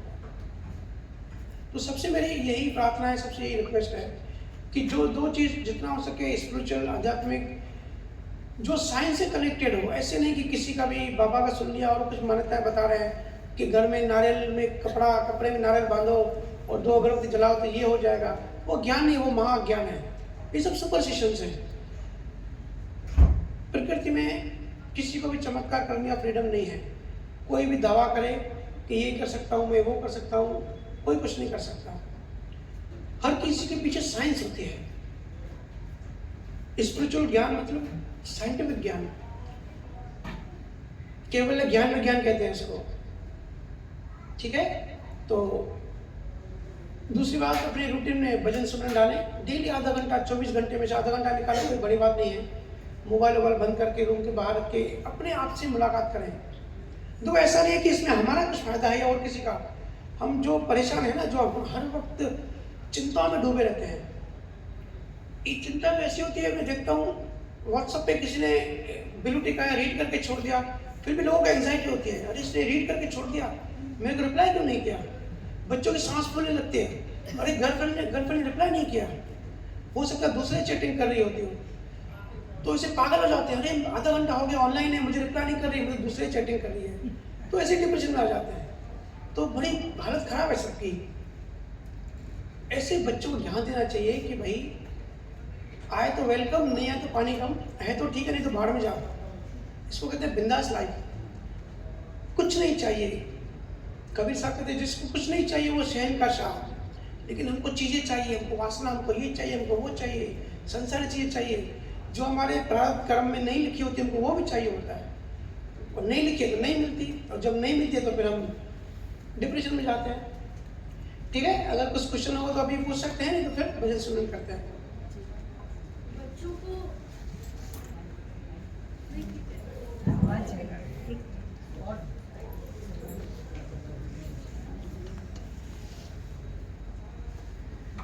जैसे आपने बच्चों का बहुत डिस्कशन किया ना, बच्चों को अब कैसे हम समझाएं। वो आप आधा घंटा हम लोग कर सकते हैं, वो लोग तो 10 मिनट भी नहीं बैठते हैं। कुछ मतलब बहुत मुश्किल बात है। हम चाहते हैं कि बच्चे सीखें, समझें, आगे जाके जीवन में काम आएगा, लेकिन वो नहीं समझते हैं। तो अगर कोई रास्ता हो, मतलब प्रैक्टिकल रास्ता। और दूसरी बात है, अगर हम सुख और दुख का एहसास कम कर देते हैं, बंद तो होता नहीं है, कोशिश करते हैं बंद होता नहीं है, तो एक उदासीनता आ जाती है कि अच्छा ये तो होना है, ठीक है हो गया, ये मर गया, ठीक है इसको तो मरना ही था आज, अच्छा ये पैदा हो गया, इसका तो कोई खुशी नहीं करना है हमें, इसका तो डेट था आज पैदा होने का। तो एक अगर हमें उदासीनता आ जाती है तो उसके बाद का स्टेज क्या होता है, क्योंकि अगर हम बोले तो फिर हम तो मानवता की भलाई कर ही नहीं सकते। अगर हमें अपनी भलाई करनी है, अपने आसपास के लोगों की भलाई करनी है, तभी तो सब समरसता आएगी ना। तो अगर हम उदासीन हो जाते हैं तो आगे कैसे इम्प्रूव कैसे करें, उसके नेक्स्ट स्टेज में क्या करें, ये दो बात।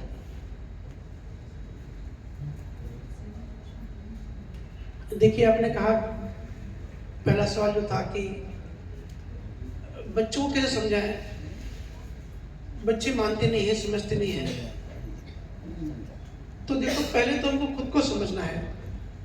बच्चे जो होते हैं ना, बड़े लॉजिकल, बड़े प्रैक्टिकल, और ऑब्जर्वेशन बच्चों की बहुत जबरदस्त होती है।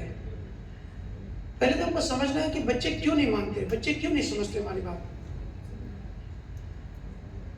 देखो, बच्चों के ऊपर कोई भी अगर मान्यता थोपोगे, जिससे कि फॉर एग्जांपल बड़े सिखाते हैं बच्चों को कि लड़ाई झगड़ा नहीं करना चाहिए, बुरी बात होती है, और बच्चा जब से पैदा हुआ, जब से छोटा है, तब से देख रहा है कि माँ बाप झगड़ा कर रहे हैं, माँ बाप को झगड़े के सिवा दूसरा काम ही नहीं है, तो उसके अंदर बैठ जाता है कि ये झूठ बोलते हैं। अगर कोई पूजा कर रहा है, घर में पूजा पाठ चल रहा है, तो बच्चे को लगता है कि अरे वाह, भगवान की पूजा हो रही है। लेकिन जब पूजा होती है तब सास देखती है कि बहू ने क्या कपड़े पहने हैं, बहू किस तरीके से खड़ी है, ध्यान दे रही कि नहीं। बहू देखती है मेरा पति कहाँ खड़ा है, मेरे पति ने खाना खाया कि नहीं। तो ये जो पाखंड चलता है ना अध्यात्म के नाम से, ये बच्चे बड़े लॉजिकल होते हैं, वो पकड़ लेते हैं। बच्चे समझ आते हैं कि ये पूजा पाठ नहीं हो रहा है, ये भगवान की बात नहीं हो रही है, ये सब अपने मन की कर रहे हैं। तो बच्चे समझ जाते हैं कि ये सब झूठे हैं, सब झूठ चल रहा है। 7 साल तक बच्चों की ऑब्जर्वेशन इतनी ज़बरदस्त होती है। 7 साल तक सबकॉन्शियस माइंड बच्चों का खुला होता है। 7 इयर्स तक बच्चों को जो भी सिखाओगे ना, डायरेक्ट सीख जाते हैं, डायरेक्ट उनके अंदर चला जाता है। इसलिए मैं माँ बाप से कहता हूँ कि आप कोशिश करो कि बच्चों को सामने झगड़ा ना हो। झगड़ा करना ही है तो जब स्कूल चले जाए तब करो, या घर के बाहर हो। क्योंकि बच्चों को मेंटली बहुत ज़्यादा प्रेशर, बहुत असर पड़ता है। और घर का जो एनवायरनमेंट होता है कि सब सिखा तो रहे हैं कि भाई सुबह उठ के दादी कृष्ण की मूर्तियाँ धो रही है, शंकर भगवान की पूजा कर रही है, लेकिन पूरा दिन मेरी मम्मी को गालियाँ देती रहती है, चिढ़ाती रहती है, और मम्मी पूरा दिन देवरानी में चिढ़ती रहती है। और मम्मी सिखाती है सिखाते समय कि बड़ा बेटा जीवन में अच्छा नहीं बनना चाहिए, झूठ नहीं बोलना चाहिए, जलन नहीं होनी चाहिए। और देखता है कि चाची ने अगर नई साड़ी ली, नई ड्रेस ली, तो मम्मी को जलन होती है। ये बच्चा ऑब्जर्व करता है, हमको पता भी नहीं पड़ता।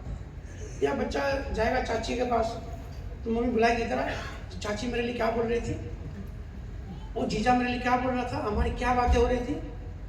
तो रूम के अंदर अलग बातें होती है और रूम के बाहर दूसरी बातें होती है। तो बच्चा सब ऑब्जर्व करता है, तो बच्चा समझ आता है भाई कुछ भी हो जाए इनकी बात नहीं माननी। ऐसे ही जो भी बच्चों को हम किसी गुरु को मानते हैं, समझो कुल गुरु होते हैं या किसी भगवान को मानते हैं, तो बच्चों को ले आते हैं जबरदस्ती कि ये हमारा गुरु है, इसको तू भी मान। अब जो मान्यता, जो प्रेम होता है गुरु से, वो अंदर से निकलना चाहिए, वो नेचुरली आना चाहिए। लेकिन माँ बाप पकड़ के बच्चों को ले जाते हैं कि ये बड़ा गुरु है, इस गुरु को तू मान क्योंकि हमारा भी गुरु है। लेकिन बच्चा अलग दृष्टि से देखता है। बच्चा देखता है कि ये जो बाबा जो बता रहा है इसकी बातें प्रैक्टिकल नहीं है। जैसे मेरे माँ बाप झूठ बोलते हैं, ये भी सब झूठ बोल रहा है। मतलब जो पाखंड है ना, वो क्योंकि माँ बाप को अंदर मान्यताएं होती है तो उनको नहीं दिखता, लेकिन बच्चे पकड़ लेते हैं कि ये इलॉजिकल बात कर रहा है। तो बच्चे का अंदर का सबकॉन्शियस माइंड इसको एक्सेप्ट नहीं करता, स्वीकार नहीं करता। अब बाहर से मम्मी पापा धुलाई करते हैं कि इसके ऊपर विश्वास कर, और बच्चे के अंदर से प्रेम पैदा नहीं हो रहा है, बच्चे के अंदर से एक वो स्वीकार भावना नहीं आ रही है। इसलिए बच्चों को किसी भी चीज की पहली बात जबरदस्ती मत करो। पहली बात बच्चों को अच्छे से समझाओ, बड़े प्रेम से उससे दोस्ती करो। माँ बाप हिटलर मत बनना, और आज के समय तो हिटलर बन भी नहीं सकते। पहले था कि माँ बाप बच्चे की धुलाई करते थे, स्कूल नहीं जाते थे,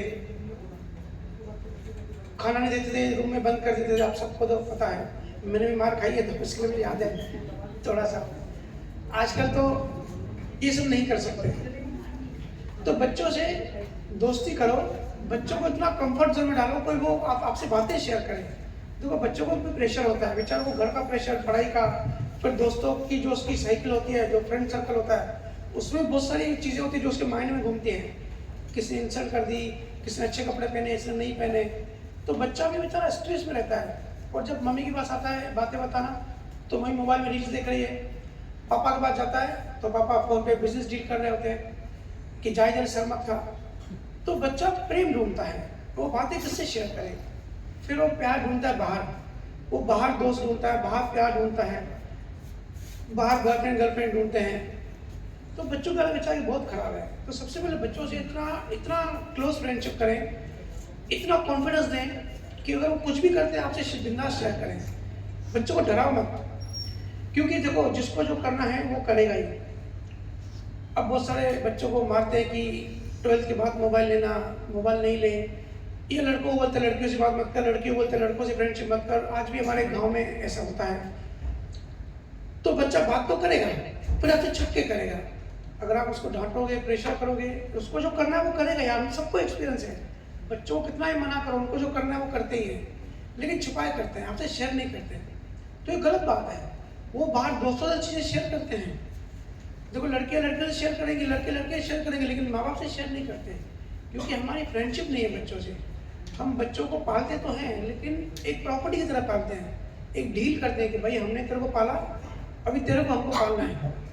वो जो प्रेम की जो लिंक है ना, वो लिंक मिसिंग होती है। जब तक वो लिंक नहीं बनेगी, बच्चों को कंफर्ट जोन में नहीं दोगे कि कुछ भी हो, चाहे कुछ भी हो, आपसे सब शेयर करें, चाहे कितनी भी गलतियां हो जाए, आपसे आके शेयर करें। तब वो आपकी बात मानेगा, तब वो आपकी बात सुनेगा। और जब ऐसी सिचुएशन आएगी, तब जब आप उसको ज्ञान समझाओगे कि बेटा मुझे पता है, अगर जैसे किसी का मेरे पास काफ़ी ऐसे केसेस आता है, बच्चों को पेंसिल या पेन चोरी करने की आदत होती है। स्कूल में जैसे क्लास में चोरी करके आ गए तो वो छूटती नहीं है, और माँ क्या करती है, उसकी धुलाई करती है कि चोरी करना अच्छी बात नहीं है, चोरी करना बुरी बात है। और बच्चे बताते हैं कि मम्मी पापा के पैसे चोरी करती है, तब तो खुद चोरी करती है, तो मैं पेंसिल चोरी करके तो मुझे क्यों मारती है। ऐसे बच्चे बेचारे मासूम में बोलते हैं, और फैक्ट है। तो पहले तो बच्चों को सामने एक रोल मॉडल बने, एक आइडियल बने, फिर बच्चों को अच्छा और बुरे की समझ बताएं। इस मारने की बजाय बच्चों को समझाएं कि बेटा ये जो तूने पेंसिल चोरी करी, ये कोई और यूज़ करने वाला था, लेकिन अब उसको नहीं मिलेगी तो उसका बुरा हाल होगा, और इससे कर्म बनते हैं। इससे जो है नेक्स्ट जन्म में हमको इस चीज़ से वंचित किया जाता है। धीरे धीरे बच्चों को जब प्रेम से अच्छे बुरे की समझ दोगे ना, कि हम सब इंसान हैं लेकिन हमारे अंदर भी आत्मा है, हमारा मन कैसे काम करता है, हम सब आत्मा है, मर के आत्मा दूसरा शरीर लेती है। ये जब बच्चों को जब धीरे धीरे समझाना चालू करोगे स्पिरिचुअल ज्ञान, तब बच्चों को ये चीज़ें मार के नहीं आप छुड़वा सकते, लेकिन जैसे समझाओगे कि बेटा अगर तेरा ये कोई चोरी करे तो तेरे को कैसे लगेगा, ऐसे दूसरे की चीज़ चोरी करनी अच्छी बात नहीं है। या जो एडिक्शंस लग जाते हैं, किस एडिक्शन से क्या होता है फ्यूचर में, कोई 12-15 साल से ही स्मोकिंग करने चालू कर देते हैं, तो स्मोकिंग से ऐसी डेंजरस कैंसर होता है, उसको कैंसर हॉस्पिटल ले जाएं कि तू स्मोक कर, मैं मना नहीं करूँगा, अगर मैं मना करूँगा तो छुप के पिएगा, लेकिन मैं तुझे, मेरा काम है तेरे को बताना, बाकी तेरी लाइफ तेरी तू देख, जो कर्मों में होगा वही होगा। हमारी लाइफ में, हमारी लाइफ हमने अपने कर्मों से जी, अब तेरी लाइफ तेरे कर्म, हम उसमें कुछ चेंज नहीं कर सकते। लेकिन कैंसर हॉस्पिटल ले जाओ, उसको दिखाओ कि कितना पेन होता है, जब कीमियोथेरेपी करते हैं बाल गायब हो जाते हैं, तो कितना पेन सहन कर पड़ता है। या जब जो नॉनवेज खाते हैं कहते हैं कि भैया नॉनवेज बहुत खाता है, इसे कैसे छुड़ाएं, तो मैं कहता हूँ आप समझाओ नहीं, इसको सीधा वो स्लॉटर हाउस में ले जाओ। चिकन कैसे काटते हैं, बकरी जब आधा काटते हैं तब कितनी तड़पती है, वो ब्लड दिखाओ, वो बच्चा नेगेटिव से खाना बंद कर देगा। सिर्फ सही ढंग होना चाहिए। उसके बाद आप उसको धीरे धीरे बच्चों को प्यार से कैसे भी कहो कि देखो हम दोनों भजन सुमरन करते हैं, इतनी तो बात मानते हैं, मैं आधा घंटा बैठूंगी, आपसे मेरे साथ 10 मिनट बैठो, इसमें आपका पढ़ाई में कॉन्सेंट्रेशन बढ़ेगा, फोकस बढ़ेगा, आप एजुकेशन में, पढ़ाई में आप होशियार बन जाओगे, कॉन्फिडेंस बढ़ेगा, पब्लिक में आप अच्छे से बात कर पाओगे और एकदम शार्प माइंड होगा। ऐसे बच्चों को बेनिफिट बताओ, और 10 मिनट में कोई नुकसान तो है नहीं, उसको अपने साथ बैठाओ शुरुआती दिनों में, वो 10 मिनट ही बोलो, ज़्यादा भी नहीं। जब वो 10 मिनट करने लगेगा, जब उसको उसका टेस्ट लग जाएगा, जब उसको बेनिफिट होने लगेंगे, तो वो करते करते करते खुद करना चालू कर देगा। इस तरीके से बच्चों को शेप देते हैं, क्योंकि हम आदत नहीं बदल सकते, लेकिन हम संस्कार बदल सकते हैं। संस्कार हमने बहुत सुना है, लेकिन असली संस्कार क्या होता है, कैसे होता है, हमको पता नहीं है। दूसरी चीज़, अपनी खुशी की सुख दुख आता है तो हम मायूसी आते हैं, उदासी आ जाती है, तो उस समय क्या करें। बिल्कुल आपकी बात सही है, हम सब शरीर में है, शरीर के अपने गुणधर्म होते हैं, कितना भी ज्ञान सुन लो समझ लो, लेकिन जब ऐसी घटना घट जाती है, अगर हमको अनुभव ज्ञान कम है तो दुख होता है, उस समय परेशानी होती है, रोना भी आता है, शिकायतें भी आती है कि हमारे साथ ही ऐसे क्यों, हमारा जीवन ही ऐसे खराब क्यों है। मैं समझता हूँ ये प्रैक्टिकल है, ऐसे बाबा की तरह मैं नहीं कहूँगा कि आप नारियल बांध लो, चार जो है गुरुवार के व्रत रख लो ठीक हो जाएगा, ये सब कुछ नहीं होता। लेकिन इस समय में हमको ज्ञान अप्लाई करना होता है। इसलिए मैं कहता हूँ ना, ज्ञान सबसे, मन को कोई कंट्रोल नहीं कर सकता, मन का बाप ज्ञान है और भक्ति ज्ञान की माता है। अंडरस्टैंडिंग, समझ से इस चीज से बाहर निकल सकते हो। हम कहते हैं ना कि समाधि में रमण महर्षि बड़े समाधि में जाते थे, तो समाधि क्या होती है, समझ से समाधि आती है। ऐसी समझ जो हमारा समाधान करे उसको कहते हैं समाधि। ऐसी समझ, जैसे प्रैक्टिकली घर का एग्जांपल लूंगा कि घर में घटना घट जाती है, पति पत्नी का झगड़ा होता है, कभी कभी हाई इंटेंसिटी से होता है, तो अक्सर देखा जाता है कि उसमें से एक सो जाता है रात को और दूसरा सो नहीं पाता, दूसरा तड़पता रहता है। पति सो जाता है और पत्नी तड़पती रहती है। पत्नी का गुस्सा खत्म नहीं हुआ, पत्नी बर्तन तोड़ती रहती है ताकि जगे। दूसरे दिन भी एग्रेशन, चिल्ला के बात करती है कि इसको परेशान करो, लेकिन पति परेशान नहीं होता। तो उस समय हमको समझाना है कि ये जो झगड़ा होता है ना, ये भी कर्मों की वजह से होता है, ये भी रैंडमली नहीं होता, ये भी पिछले जन्म में देखो, जो मोस्टली जो दुश्मन होते हैं ना पिछले जन्म में, सॉफ्ट दुश्मन, वो या तो सास बहू बनते हैं या तो पति पत्नी बनते हैं, तो उनकी जो लेन देन होती है वो ऐसी नहीं होती। कि 1 लाख का अगर कर्ज है तो 1 लाख एक दिन में कर्ज खत्म कर लिया। डेली 1-1 रुपए की लेन देन होती है, डेली थोड़ा थोड़ा झगड़ा होता है, थोड़ा झगड़ा हुआ फिर शांति हो गई, फिर दूसरे दिन थोड़ा झगड़ा हुआ फिर शांति हो गई। ये प्रकृति की डिजाइन है, ये डिजाइन ही जैसी है, ये रिलेशनशिप ही जैसे होता है। सही बात है ये तो हर जगह मैं देखते रहता हूँ, और ऐसा नहीं मेरे साथ ऐसे होता है सब ऐसे ही है। हम सब नॉर्मल जो इंसान है, सबकी लाइफ की डिजाइन ऐसी है। सारे हस्बैंड अच्छी हो गए आके ज्ञान और देके जाके तो उस सिचुएशन में हमको ज्ञान देना, खुद को समझाना है। आज ही मुझे किसी ने कहा कि पहले भैया जब आपके सत्संग नहीं सुनते थे तो बॉस टॉर्चर करता था तो बड़ी पीड़ा होती थी, लेकिन अभी उस समय खुद को समझाते हैं कि ये लेन देन है, जरूर मैंने इस बॉस को टॉर्चर किया होगा इसलिए अभी ये मुझे टॉर्चर कर रहा है। तो इससे क्या जो तकलीफ है ना, अपने का होता है उसी से कैसे डील करें। ये जो दर्द है, मैंने उदासी नहीं का, मैंने मान लिया कि मेरे कर्म थे इसलिए मुझे ये मिला, मैंने एक्सेप्ट कर लिया चीज को। तो फिर क्या है ना, एक उत्साह नहीं आता है आगे। सब जो भी चीज हो रहा है, सुख भी हो रहा है तो उसको एक्सेप्ट कर रहे हैं, दुख भी हो रहा है तो उसको एक्सेप्ट कर रहे हैं कि ये मेरे प्रारब्ध कर्म थे, संचित कर्म थे, इसलिए मुझे ऐसा ऐसा मिल रहा है, और उसमें मैं रिएक्ट नहीं कर रही। जैसे आपने मुझे डांटा, ठीक है, आपको मुझे डांटना ही था, काम खत्म। अब उसके आगे और क्या, मतलब उदासीनता आ गई ना कि अब मुझे रिएक्ट ही नहीं करना है। आपने मुझे डांटा, मैं रिएक्ट नहीं कर रही हूँ। उसने मुझे प्यार किया तो भी मैं रिएक्ट नहीं कर रही हूँ। उसने किया, ठीक है। तो ये जो एक शांत स्थिति आ गई तो ये अच्छी है, लेकिन इसके आगे जो करुणा भाव आता है, मतलब कुछ करने की इच्छा इसके आगे फिर होगी नहीं ना। बढ़िया, मैं वो कह रही हूँ, मैंने मान लिया कि ये मेरे प्रारब्ध कर्म थे, इसलिए मुझे मेरा इस आदमी से झगड़ा हुआ, उस आदमी से प्रेम हुआ, ये मर गया तो भी मुझे दुख नहीं हुआ, वो जन्मा तो भी मुझे खुशी नहीं हुई। लेकिन इसके ये जो इनडिफरेंस आ गया, शांति, उसके आगे क्या? अगर प्रारब्ध कर्मों को स्वीकार कर लिया तो ये बहुत अच्छी बात है। बहुत रेयर होता है कोई स्वीकार कर पाता है। अगर उस समय खुद को समझा लिए कि ये इसमें किसी का दोष नहीं है, कोई जानबूझ के कुछ नहीं कर रहा है, कोई जानबूझ के मुझे तपा नहीं रहा है, ये मेरे ही कर्म मेरे पास लौट कर आया। अगर ये खुद को स्वीकार कर लिया तो किसी चीज का दुख नहीं रहता, दुख निकल जाता है। ये साइकोलॉजिकल है। आप कभी भी कोई भी दुखी हो ना, आप ट्राई करना, खुद को समझाना कि ये लिखा हुआ, ये मेरा ही कर्म मेरे पास लौट के आया। तो आपने कहा उदासीनता उसके बाद आ जाती है। उदासीन वर्ड थोड़ा सा नेगेटिव लगता है, शांति वर्ड सही होता है। उदास होना भी रिएक्शन है, हम उदास हो गए मतलब दुखी हो गए, तो उदास नहीं होना। अगर उदास हो गए तो हमें रिएक्ट कर लिया, अच्छा वर्ड है, बेटर वर्ड है कि हम शांत हो गए, तो बहुत अच्छी बात है। अगर हमने कर्मों को स्वीकार कर लिया और खुद को समझा लिया कि ये मेरे कर्म थे, मेरे पास लौट के आ गए, और हम शांत हो जाते हैं, तो उसके अपने विचार के आगे क्या करना है, इसके आगे कुछ नहीं करना है, मूव ऑन करना है। बस नेक्स्ट ट्रांजेक्शन, जो नया दिन आएगा उस घटना को भूल जाना है। अक्सर जब झगड़े वगड़े होते हैं या कुछ मनमुटा होता है ना, हम उसको कैरी करते हैं दूसरे दिन, तीसरे दिन, 1 साल, 5 साल, 10 साल, हमारे मन में वो चीज़ हमेशा याद आती है बार बार। तो उस डेटा को डिलीट करना है, कल क्या होगा उसको भूल जाना है।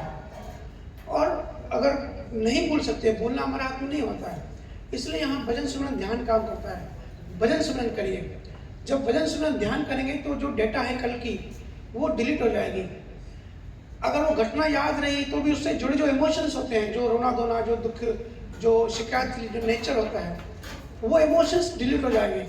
तो शांत रहोगे, रोना धोना नहीं आएगा, और मूव ऑन करो, नेक्स्ट लेवल का ज्ञान अर्जित करो। ये तो डेली घटना घटती रहती है, ऐसे नहीं कि एक बार एक्सेप्ट कर लिया और हो गया। ये तो हर एक सेकंड में, हर एक मिनट में कुछ ना कुछ होता रहता है। हम दुखी होते हैं, सुखी होते हैं, उसी समय उदास होते हैं, उसी समय अच्छा महसूस करते हैं। और मन को ऑब्जर्व करो, साक्षी भाव कहते हैं जिसको। मन को ऑब्जर्व करो कि हमारे मन में, हमारे चित्त में क्या चल रहा है, किस तरह के संकल्प आ रहे हैं, किस तरीके के विचार आ रहे हैं, गुस्सा आ रहा है क्या, या ऐसा लग रहा है कि सामने वाले की धुलाई करूँ, या बिल्कुल न्यूट्रल लेवल, बिल्कुल शून्यता आ गई, कुछ नहीं आ रहा है। इस पर चिंतन मनन करिए, ज्ञान में आगे बढ़ाइए। अंत समय तक हम, जब तक हम शरीर में हैं, हम अपना ज्ञान बढ़ा सकते हैं, अपनी अंडरस्टैंडिंग बढ़ा सकते हैं। शरीर छूट गया फिर कुछ नहीं कर सकते, उसके बाद सिर्फ भोग शरीर है, चाहे देवता का है, जानवर का है, प्रेत का है, जो भी शरीर मिलेगा सब भोगना होगा। मानव शरीर में हम ज्ञान अर्जित कर सकते हैं। तो डेली बेस पे अपना ज्ञान बनाइए। और कर्मों को स्वीकार करना ये भी एक अच्छी उच्च चेतना का सिम्टम्स होता है। हर कोई कर्म एक्सेप्ट नहीं कर पाता जब तक कि हम एक पॉइंट तक नहीं पहुंच जाते हैं। तो बस आगे क्या करना है, ध्यान और ज्ञान आगे बढ़ाते रहिए और अपने आसपास वालों को ज्ञान शेयर करते रहिए। जैसे आपने स्वीकार किया तो आप शांत हो गए, इससे आपके आसपास में बहुत अशांत लोग होंगे, बहुत डिप्रेस्ड लोग होंगे, बहुत लोग होंगे जिनका जीवन अंधकार में है, उनको ये ज्ञान शेयर कीजिए। सिंपल, ठीक है। और क्वेश्चन? किसी और का क्वेश्चन है?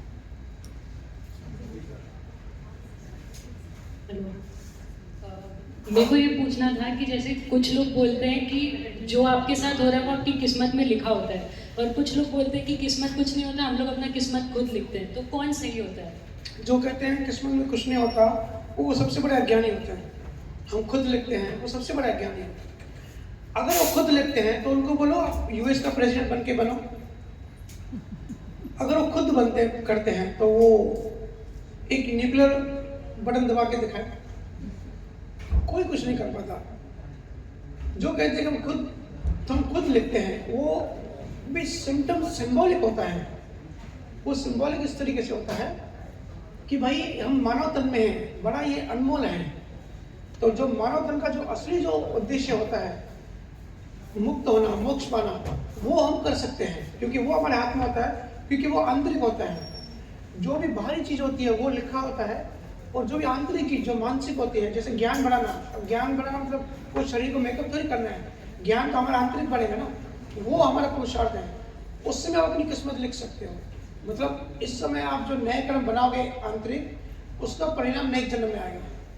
अगर इस जन्म में आप सीए बनना चाहते हो, ठीक है, लेकिन किसी भी कारण समझो नहीं बन पा रहे हो, लेकिन आप दूसरों को हेल्प करो सीए बनने की, तो दूसरे जन्म में आप इमीडिएट सीए बन जाओगे। उसका जो परिणाम है ना कर्मों का, वो नेक्स्ट जन्म में आता है, लेकिन पुरुषार्थ इसी जन्म में होता है, जो कि साइकोलॉजिकल होता है, आंतरिक होता है, मानसिक होता है। इसलिए आप संत देखेंगे कुछ ज्ञानी कहते हैं कि आप चाहो तो आप अधोगति में जा सकते हो, तो जानवर गति में जा सकते हो, आप चाहो तो उच्च मनुष्य बन सकते हो, केवल ज्ञानी बन सकते हो। वो आंतरिक होता है, ज्ञान अर्जित करना। ध्यान सुमरन क्या होता है, हमारा आंतरिक ऑपरेशन है ना, वो इनर इंजीनियरिंग होता है।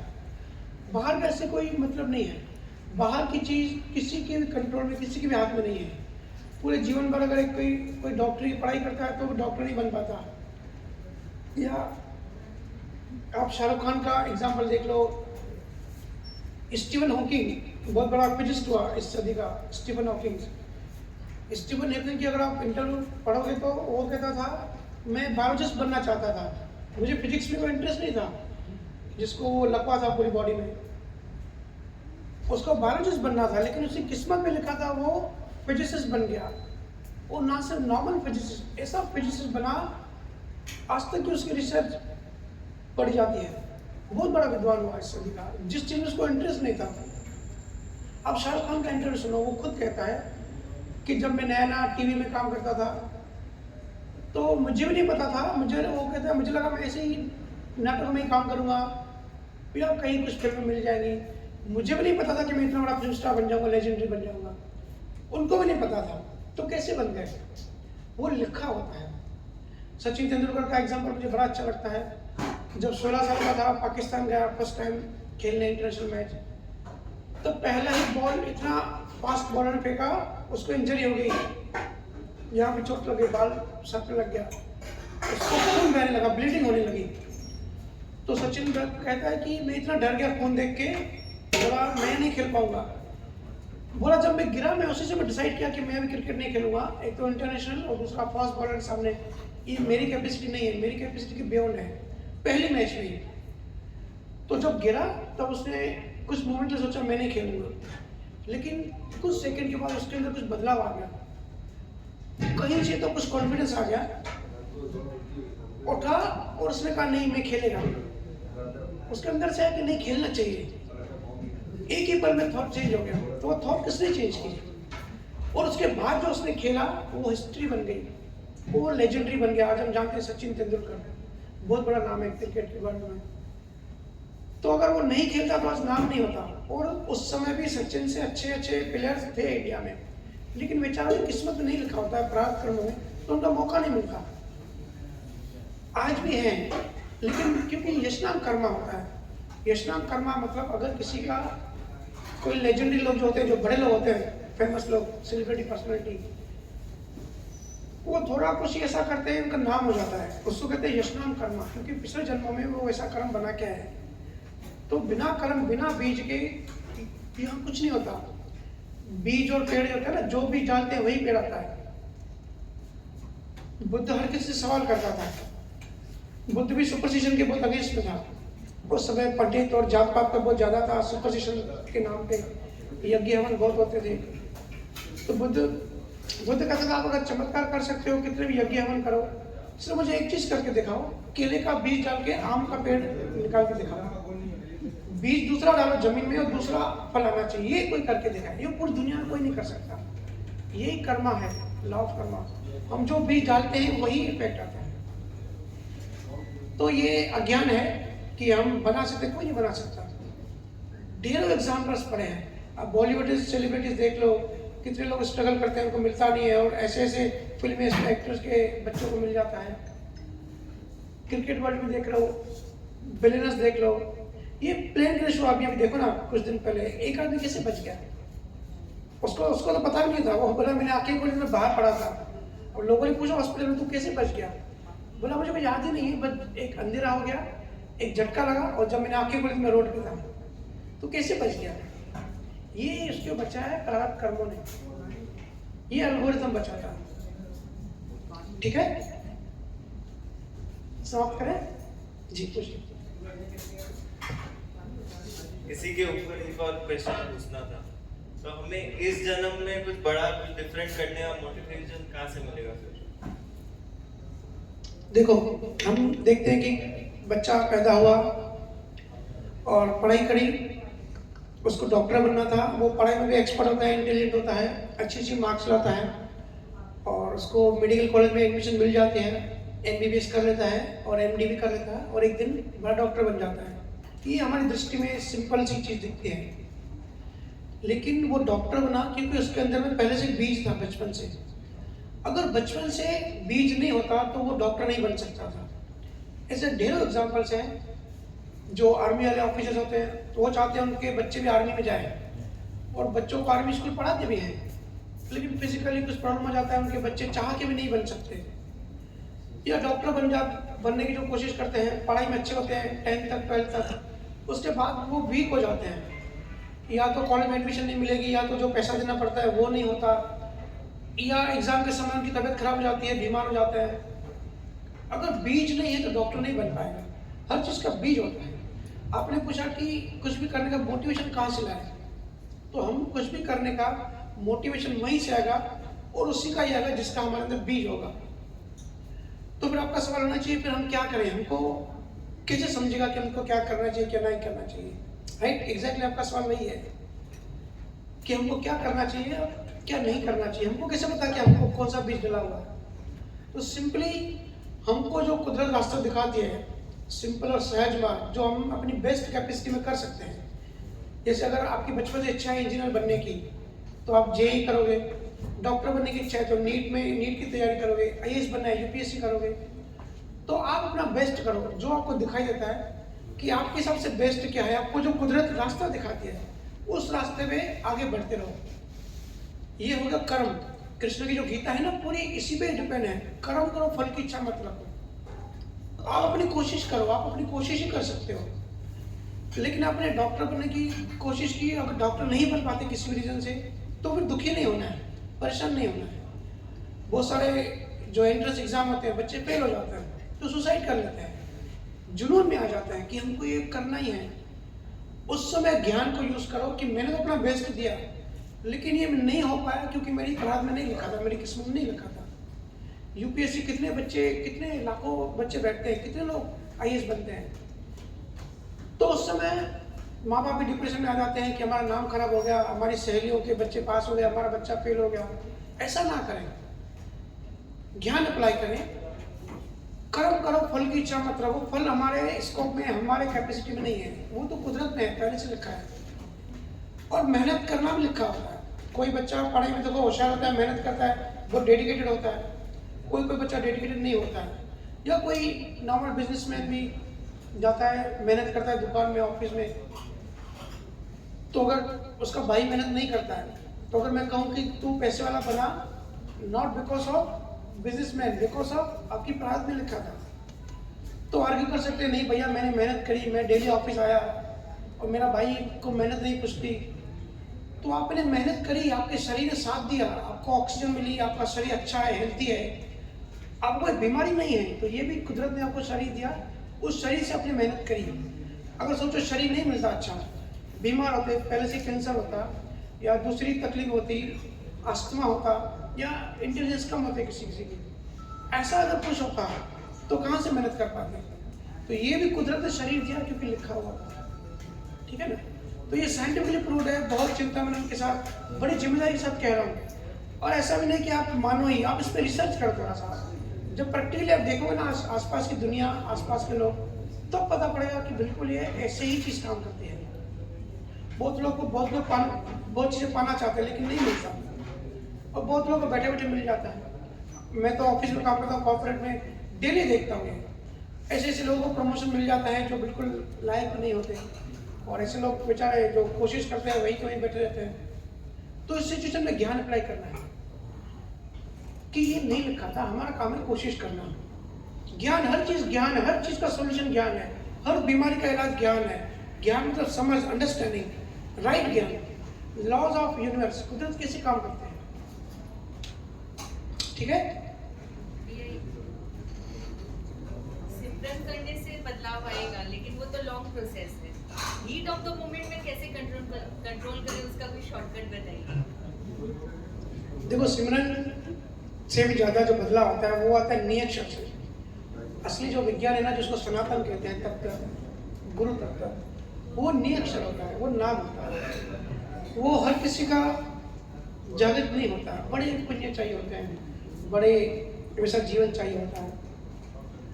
और नियक्षर जागृत है तो प्रारब्ध कर्म सॉफ्ट होता है, ठीक है। वो अलौकिक है क्योंकि वो चीज़ बाहर से आ रही है, वो प्रकृति की चीज़ नहीं है। जैसे हम इंडिया में रहते हैं तो इंडिया के रूल्स इंडियंस पे लागू हैं, ठीक है। हम इंडिया में आएंगे तो हमारे ऊपर वो रूल्स लागू हैं। लेकिन समझो कोई चीज़ बाहर से आती है, कोई अमेरिका का प्रेसिडेंट आ गया, या जो हमारा इंडिया का जो प्रेसिडेंट है, कुछ रूल्स उस पर लागू नहीं होते। ऐसे नियक्षर जो बाहर की चीज़ है, ब्रह्मांड से बाहर आता है, वो पार ब्रह्म से बाहर आता है। इसके लिए जो प्रारब्ध होते हैं वो सॉफ्ट होते हैं। दूसरा आपने पूछा कि करंट मूवमेंट में क्या करना चाहिए, तो करंट मूवमेंट में जो आपने सुबह बताया कि उस समय मैं अपने आप को समझाती हूँ कि ये लिखा होता है, ये जो है कर्म लिखे होते हैं। और कभी कभी उस समय हमारी जागृति नहीं आती, उस समय तो हम भी गुस्से में होते हैं, हम ब्लैंक हो जाते हैं। गुस्सा जो है ना, वो बुद्धि को ब्लैंक कर देता है। उस समय तो हम भी आर्ग्यू कर देते हैं, हम भी रिएक्ट कर देते हैं। उसने एक गाली दी, हम भी 4 गाली दे देते हैं कि हम क्यों सुने। और कुछ तो मुझे ऐसे कहते हैं कि भैया अगर हम नहीं बोलेंगे तो सामने वाला और चढ़ेगा, तो थोड़ा ड्रामेबाजी करनी पड़ती है, ठीक है। देखो, मनमुटा होना ये तो लेन देन का पार्ट है, ये कोई बड़ी बात नहीं है, ये कोई गलत भी नहीं है। जहाँ 2 मन होंगे वहाँ आपस में थॉट नहीं मिलेगी, क्योंकि हर जीवात्मा अलग है, हर किसी की लाइफ अलग है, हर किसी की कर्मा अलग है, हर किसी की इंडिविजुअल यात्रा है परमात्मा तक। यहाँ यूनिवर्स में सब यूनिक है, हर चीज़ अलग है, हमारे फिंगरप्रिंट सबके अलग है। तो ये चीज़ तो एंटिसिपेट करनी होती है हमको। तो जब भी ऐसी सिचुएशन आए, मनमुटा है और हमको भी गुस्सा आ जाए, उस समय हम जागृत में नहीं रहे तो ठीक है। लेकिन उसके थोड़ी देर बाद जब हम शांत होते हैं, जब जागृत होते हैं, तब जाके सामने वाले से जाके माफ़ी मांगनी है। अगर इतनी हिम्मत है सामने वाले के पास जाके माफ़ी मांग सकते हैं, तो उसके पास जाके माफ़ी मांगे कि देखो भाई, ना झगड़ा मैं करना चाहता हूँ ना तू करना चाहता है, ये बिकॉज ऑफ कर्मों की वजह से हुआ। मेरा भी इंटेंशन खराब नहीं है, तेरा भी इंटेंशन खराब नहीं है। जो कई बार हम नहीं बोलना चाहते लेकिन निकल जाता है ना मुँह से। हम कहते हैं कि भैया नहीं बोलना चाहते लेकिन मुँह से निकल गया। ऐसी हरकतें नहीं करना चाहते लेकिन हो जाती हैं, क्योंकि वो कर्मा कराते हैं, हमारी बुद्धि ब्लैंक हो जाती है। अब जेल में जाओ, कैदियों से पूछोगे। अभी अगर कोई सोनम से पूछे कि भाई तू अपने पति का मर्डर करना चाहती थी, बोले कि नहीं मैं तो नहीं करना चाहती, उसने बोला भी है। पता नहीं उस समय बनती गई चीज़ें, ऐसे थॉट्स मेरे अंदर आए। कोई क्रिमिनल देखो कैसे सीखो, कोई क्रिमिनल नहीं था। और आज के जो दोस्त थे वो भी अच्छे घर से थे, गरीब घर से थे, पहली बार उन्होंने क्राइम किया। बड़ी सीख मिलती है, हर एक जो न्यूज़ देखते हैं ना, हर एक किसी से सीख मिलती है। क्रिमिनल माइंड नहीं है और पैसा भी नहीं लिया, जिसको सुपारी किलिंग कहते हैं। ऐसा नहीं कि पैसा लेके काम किया। वो लोग कह रहे हैं वो पता ही नहीं पड़ा, हमारी बुद्धि में जो जो रास्ता दिखा, जो जो थॉट्स आए, जो जो हमारे दोस्त ने करने के लिए बोला वो किया। क्योंकि लड़की खुद भी बोल रही है कि मैं नहीं करना चाहती थी कुछ समय पहले से, तो लेकिन पता नहीं ऐसे थॉट्स आते हैं कि मेरा पापा नहीं मान रहा है शादी के लिए, तो फिर ठीक है हस्बैंड को मारना आसान है, वो कर दूंगी, और मुझे लगा था मैं नहीं पकड़ी जाऊंगी। तो उस समय बुद्धि ब्लैंक कर देती है। ये भी लिखा हुआ था, कर्म है ना, माफ नहीं करते किसी को। तो ठीक है घटना घट जाती है, वो तो हमको मानना है कि ये तो लिखा हुआ इसलिए हुआ। लेकिन नेक्स्ट डे, उसके थोड़ी देर बाद जब शांत होते हो तब माफ कर दो और माफी मांग लो। बहुत बार माफ नहीं कर पाते, कि बोल नहीं पाते, नहीं इसने मेरा अपमान कर दिया, मेरी इंसल्ट की, इसको छोड़ेंगे नहीं, बदला लेंगे। वो हम अपना ही नुकसान करते हैं। हमारी एनर्जी जो है ना उसको पॉजिटिव को नेगेटिव कर देते हैं। माफ कर देना है, कनेक्शन तोड़ देना है और माफी मांग लेनी है। अगर सामने नहीं जा सकते तो उसकी फोटो के सामने या उसका नाम लेके आंखें बंद करके अपने गुरु से और अपने अंदर से माफी मांगे। तो माफी मांगने से हमको ही शांति मिल जाएगी। वो जो विचलित में है ना वो शांत हो जाएगा। और दूसरे दिन ऐसे बिहेव करो जैसे कल कुछ हुआ ही नहीं था। मतलब वो कल की घटना थी, कल की वो जो सांसें थी, वो कल का समय था, वो बीत गया। आज हम नए लोग हैं, आज फ्रेश डे है, आज हमारा नया मन है। हम गलती ये करते हैं कि कल की बात, पहले की बातें कैरी करते हैं। अब बच्चे देखो, बच्चों में अभी ईगो नहीं आया होता है, अहंकार अभी ग्रो नहीं होता है, तो बच्चे वही झगड़ा करते हैं, वही दोस्त बन जाते हैं। और बच्चे याद भी नहीं रखते कि थोड़ी देर पहले हमने झगड़ा किया था। तो ऐसे कल की बात भूल जानी है, नेक्स्ट डे वैसे बिहेव करना जैसे कुछ हुआ ही नहीं था। और फिर से मन मोटा होगा, ऐसा नहीं कुछ शांति आ जाएगी, फिर से मन मोटा होगा, फिर से यही लूप, यही साइकिल फॉलो करनी है। बस माफ़ी मांगते जाना है। और भजन सुनने में भी जब डीप में जाते हैं तो माफ़ी मांगनी है। तो जब हमने नए कर्म क्रिएट किए ना, ये तो पुराने कर्म भोग लिए, खत्म हो गए, लेकिन साथ में नए कर्म भी क्रिएट होते हैं। तो नए कर्म डिलीट हो जाते हैं। इससे पहले कर्म हमको मार दे, हम कर्मों को मार देते हैं। सिंपल सा विज्ञान है, ठीक है। तो मेरा सवाल ये था कि एक इंसान की जिंदगी में गुरु का प्रभाव क्या होता है और क्या महत्व होता है गुरु का किसी के लाइफ में? देखो, गुरु तो हमारे हिंदुस्तान में गुरु शिष्य परंपरा तो जब से ब्रह्मांड है तब से चली आ रही है। आपने कहा गुरु, गुरु मतलब जिससे हम जो भी सीखते हैं, सारी चीज़ें ही, कुछ हुनर सीखते हैं, पढ़ाई करते हैं, टीचर को सीखते हैं, स्टूडेंट्स होते हैं, तो वो हमारे गुरु होते हैं। हम जो भी सीखते हैं किसी न किसी आदमी से ही सीखते हैं। कोई ब्रह्मांडीय फोर्स, कोई यूनिवर्स या कॉस्मिक एनर्जी के नहीं सिखाते। इंसान के शरीर में ही होता है जो हमको सिखाता है, उसको हम कहते हैं गुरु। वो हमारा उस चीज़ का गुरु हो जाता है। लेकिन अगर बात करें सतगुरु की, वो बड़ा अलग डायमेंशन होता है, वो बड़ी अलग चीज़ होती है। गुरु से जो संसार चीज़ सीखते हैं तो संसार के लिए सीखते हैं, संसार जीवन के लिए सीखते हैं। वो तो इसी ब्रह्मांड में हम घूमते हैं, क्योंकि हमारा असली मकसद क्या होता है, हम इस ब्रह्मांड में फंस गए हैं। ये माया के 3 लोक 14 भुवन हैं, हम यहाँ फंस गए। हम अभी आप पंकज हैं, जब आप बुढ़े हो जाओगे, शरीर छोड़ दोगे तो आप दूसरे शरीर में चले जाओगे। हो सकता है स्वर्ग में जाओ, हो सकता है नरक में जाओ, हो सकता है प्रेतात्मा बन जाओ, हो सकता है कोई जानवर बन जाओ। लेकिन है सब शरीर, मतलब तत्वों से, जो 5 तत्वों का शरीर है, कोई 2 तत्वों का और 3 तत्वों का, इस मटेरियलिस्टिक दुनिया में ही रहते हैं, है ना। तो ये माया का पिंजरा है, हम इस पिंजरे में फंस गए हैं और हमको चाहिए मुक्ति। हमको इस पिंजरे से बाहर जाना है। हम छटपटा रहे हैं, हम तड़प रहे हैं। हम सबका अल्टीमेट उद्देश्य यही है कि इस पिंजरे से बाहर जाना है। तो लेकिन कैसे जाएं? हमको ना रास्ता पता है, ना मार्ग पता है, ना मार्गदाता पता है। तो यहाँ रोल आता है सतगुरु का। उसी से जुड़ा एक सवाल है, कैसे हमें पता चले कि हमारा मार्गदर्शक या हमारा सदगुरु कौन है?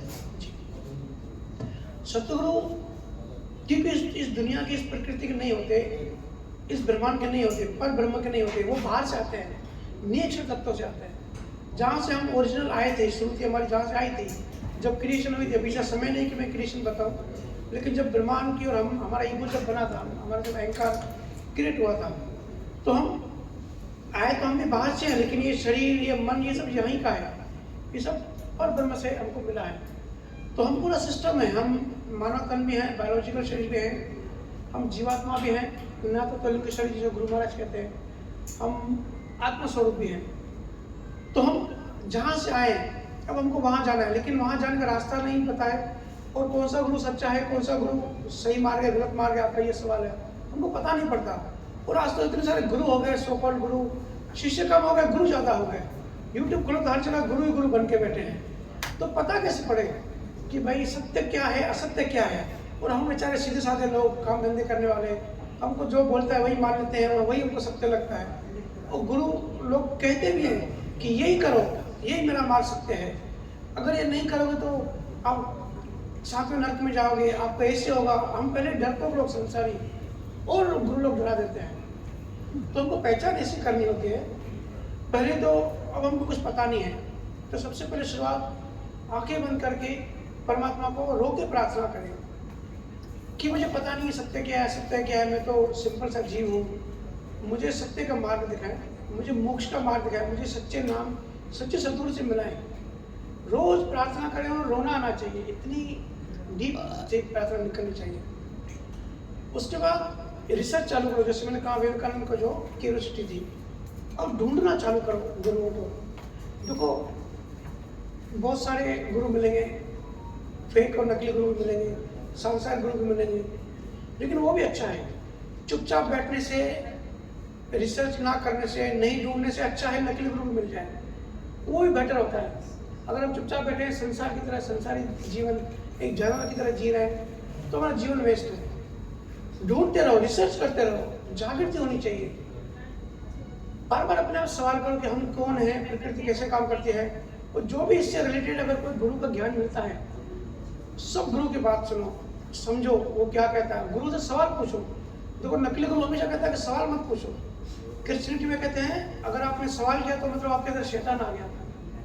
वो कहते हैं कि बाइबल में लिखा है आप सवाल मत करो, लेकिन लॉजिक माइंड कैसे सेटिस्फाइड होगा जब तो सवाल नहीं करेंगे। तो जो भी अपने आप को गुरु कहता है ना, उसे सवाल करो, हर तरह के सवाल करो, क्योंकि जो केवल ज्ञानी होता है उसको हर सब्जेक्ट का जो है अंतर ज्ञान होता है, तर्कदर्शी होते हैं वो। तो गुरु से सवाल करो और आपका उस पर चिंता भी नहीं करो, डायरेक्ट विश्वास मत करो। हम सब है ना जल्दी किसी पे भरोसा कर लेते हैं, विश्वास कर लेते हैं, फिर अंधविश्वास में पड़ जाते हैं। विश्वास ना करके रिसर्च करो, सवाल करो। जब रिसर्च आपकी आगे बढ़ेगी, जब सवालों का समाधान मिलता जाएगा, तब आपका लॉजिक माइंड सेटिस्फाइड होता जाएगा। तब आपके जब लॉजिक माइंड पूरा सेटिस्फाइड हो जाएगा, आपके अंदर से तब प्रेम निकलेगा, तब एक समर्पण निकलेगा। वो अलग डायमेंशन है और ये अलग डायमेंशन है। और जिस गुरु के पास अभी मोक्ष तो मिला नहीं और एकदम से मुक्ति नहीं मिलेगी, तो पता कैसे पड़े कि हम सही मार्ग पे कि गलत मार्ग पे। तो कुछ शुरुआती सिम्टम्स गुरु ने बताया कि जिस भी मार्ग में आपको शांति मिलने लगे, अच्छा लगने लगे, एक सेटिस्फेक्शन का अंदर से एक होते हैं ना सुकून, वो मिलने लगे कि यार इसकी बात में दम है, लगे कि धीरे धीरे मुक्ति हो रही है, धीरे धीरे संसार छूट रहा है, कम हो रहा है, वासनाएं, इच्छाएं, ये जो चुआ दौड़ है ये कम हो रही है, काम क्रोध लोभ मोह अहंकार में चोट लग रही है, कम हो रहा है, अच्छा अच्छा लग रहा है, शांति लग रही है। ये कुछ सिम्टम्स हैं कि भाई हम सही मार्ग में हैं, उस मार्ग में आगे बढ़ो। कहते ना कि सतगुरु की पास जाके छांव लगती है, एक ठंडा लगता है, बाहर बहुत धूप है, और एक पेड़ के गुरु महाराज ने बड़ा एग्जाम्पल दिया अच्छा कि पेड़ की सतगुरु ऐसा होता है, पेड़ की तरह पूरे रेगिस्तान में जहाँ धूप होती है वहाँ सतगुरु के जब सानिध्य में जाते हैं तब पेड़ जैसी छांव मिलती है।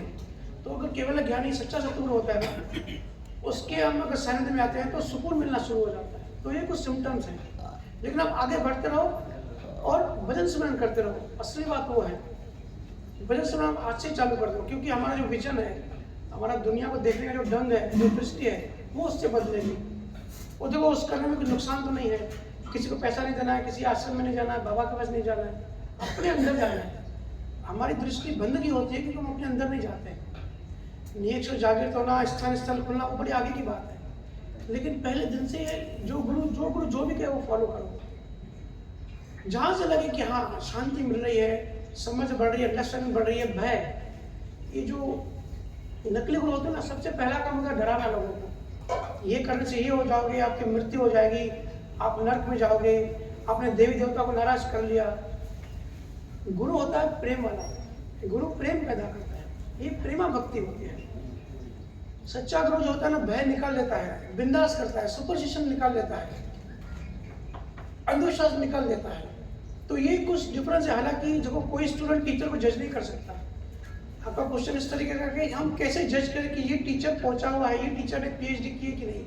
मतलब केजी क्लास का बच्चा कैसे जान सकता है कि ये टीचर पीएचडी है और ये पीएचडी नहीं है? कोई तरीका नहीं है। कोई 4 साल का बच्चा अगर पूछे कि बच्चा कैसे पैदा होता है, बच्चा पैदा करने का प्रोसेस क्या होता है, तो आप 4 साल के बच्चे को नहीं समझा सकते, क्योंकि वो उसकी कैपेसिटी के बियॉन्ड है। तो ये बात कुछ इस तरीके से है। लेकिन क्योंकि हम कलयुग में हैं और यहाँ पे जहाँ असली होते हैं वहाँ नकली भी बहुत सारे होते हैं, और जैसा असली होता है वैसे ही नकली होता है। आपने अभी 500 का असली नोट है तो आपने सुना होगा कि 500 का नकली नोट मिला। कभी 300 रुपये का नकली नोट आपने नहीं सुना होगा, क्योंकि 300 का असली नोट है ही नहीं, 500 का असली नोट है। तो नकली गुरु इसलिए वहाँ ज़्यादा होते हैं जहाँ असली गुरु होते हैं। और हमारे हिंदुस्तान में बड़े बड़े ज्ञानियों ने, केवल ज्ञानियों ने बड़ा ज्ञान दिया है, उस ज्ञान को फॉलो करना है। फिर आपको ऐसे सिम्टम्स जो मैंने बताया वो लगने लगे तो समझना कि वो बात सही है। मुक्ति, मेन आपको मुक्ति मिलनी चाहिए। हम सब यहाँ मुक्ति के लिए हैं। मोक्ष तो मिलेगा जब हमारी ये प्रारब्ध कर्म, जब शरीर खत्म हो जाएगा तब। लेकिन डेली लाइफ में, डेली प्रैक्टिकल लाइफ में मुक्त हो रहे हैं कि नहीं, वो तो हम खुद भी टेस्टिंग कर सकते हैं ना, कि हमारा गुस्सा कम हो रहा है कि नहीं, हमारा चिड़चिड़ापन, जैसे उन्होंने कहा कि कर्म स्वीकार कर रहे हैं, तो कर्म स्वीकार हो रहे हैं कि नहीं हो रहे हैं। हम ओवर रिएक्ट हमारा ज़्यादा हो रहा है, रिएक्शन हमारा धीरे धीरे कम हो रहा है, हम मौन की तरफ जा रहे हैं कि नहीं, ये तो हम खुद टेस्टिंग कर सकते हैं। ठीक है पंकज जी, तो उस तरीके से आगे बढ़े। विराम दे सत्संग को, वही 5 मिनट सब ध्यान करेंगे, भजन सिमरन करेंगे, ठीक है। उसके बाद आगे का प्रोसेस बढ़ाएंगे। सभी पीठ सीधी कर लें और आंखें बंद कर लें और सिमरन चालू कर लें।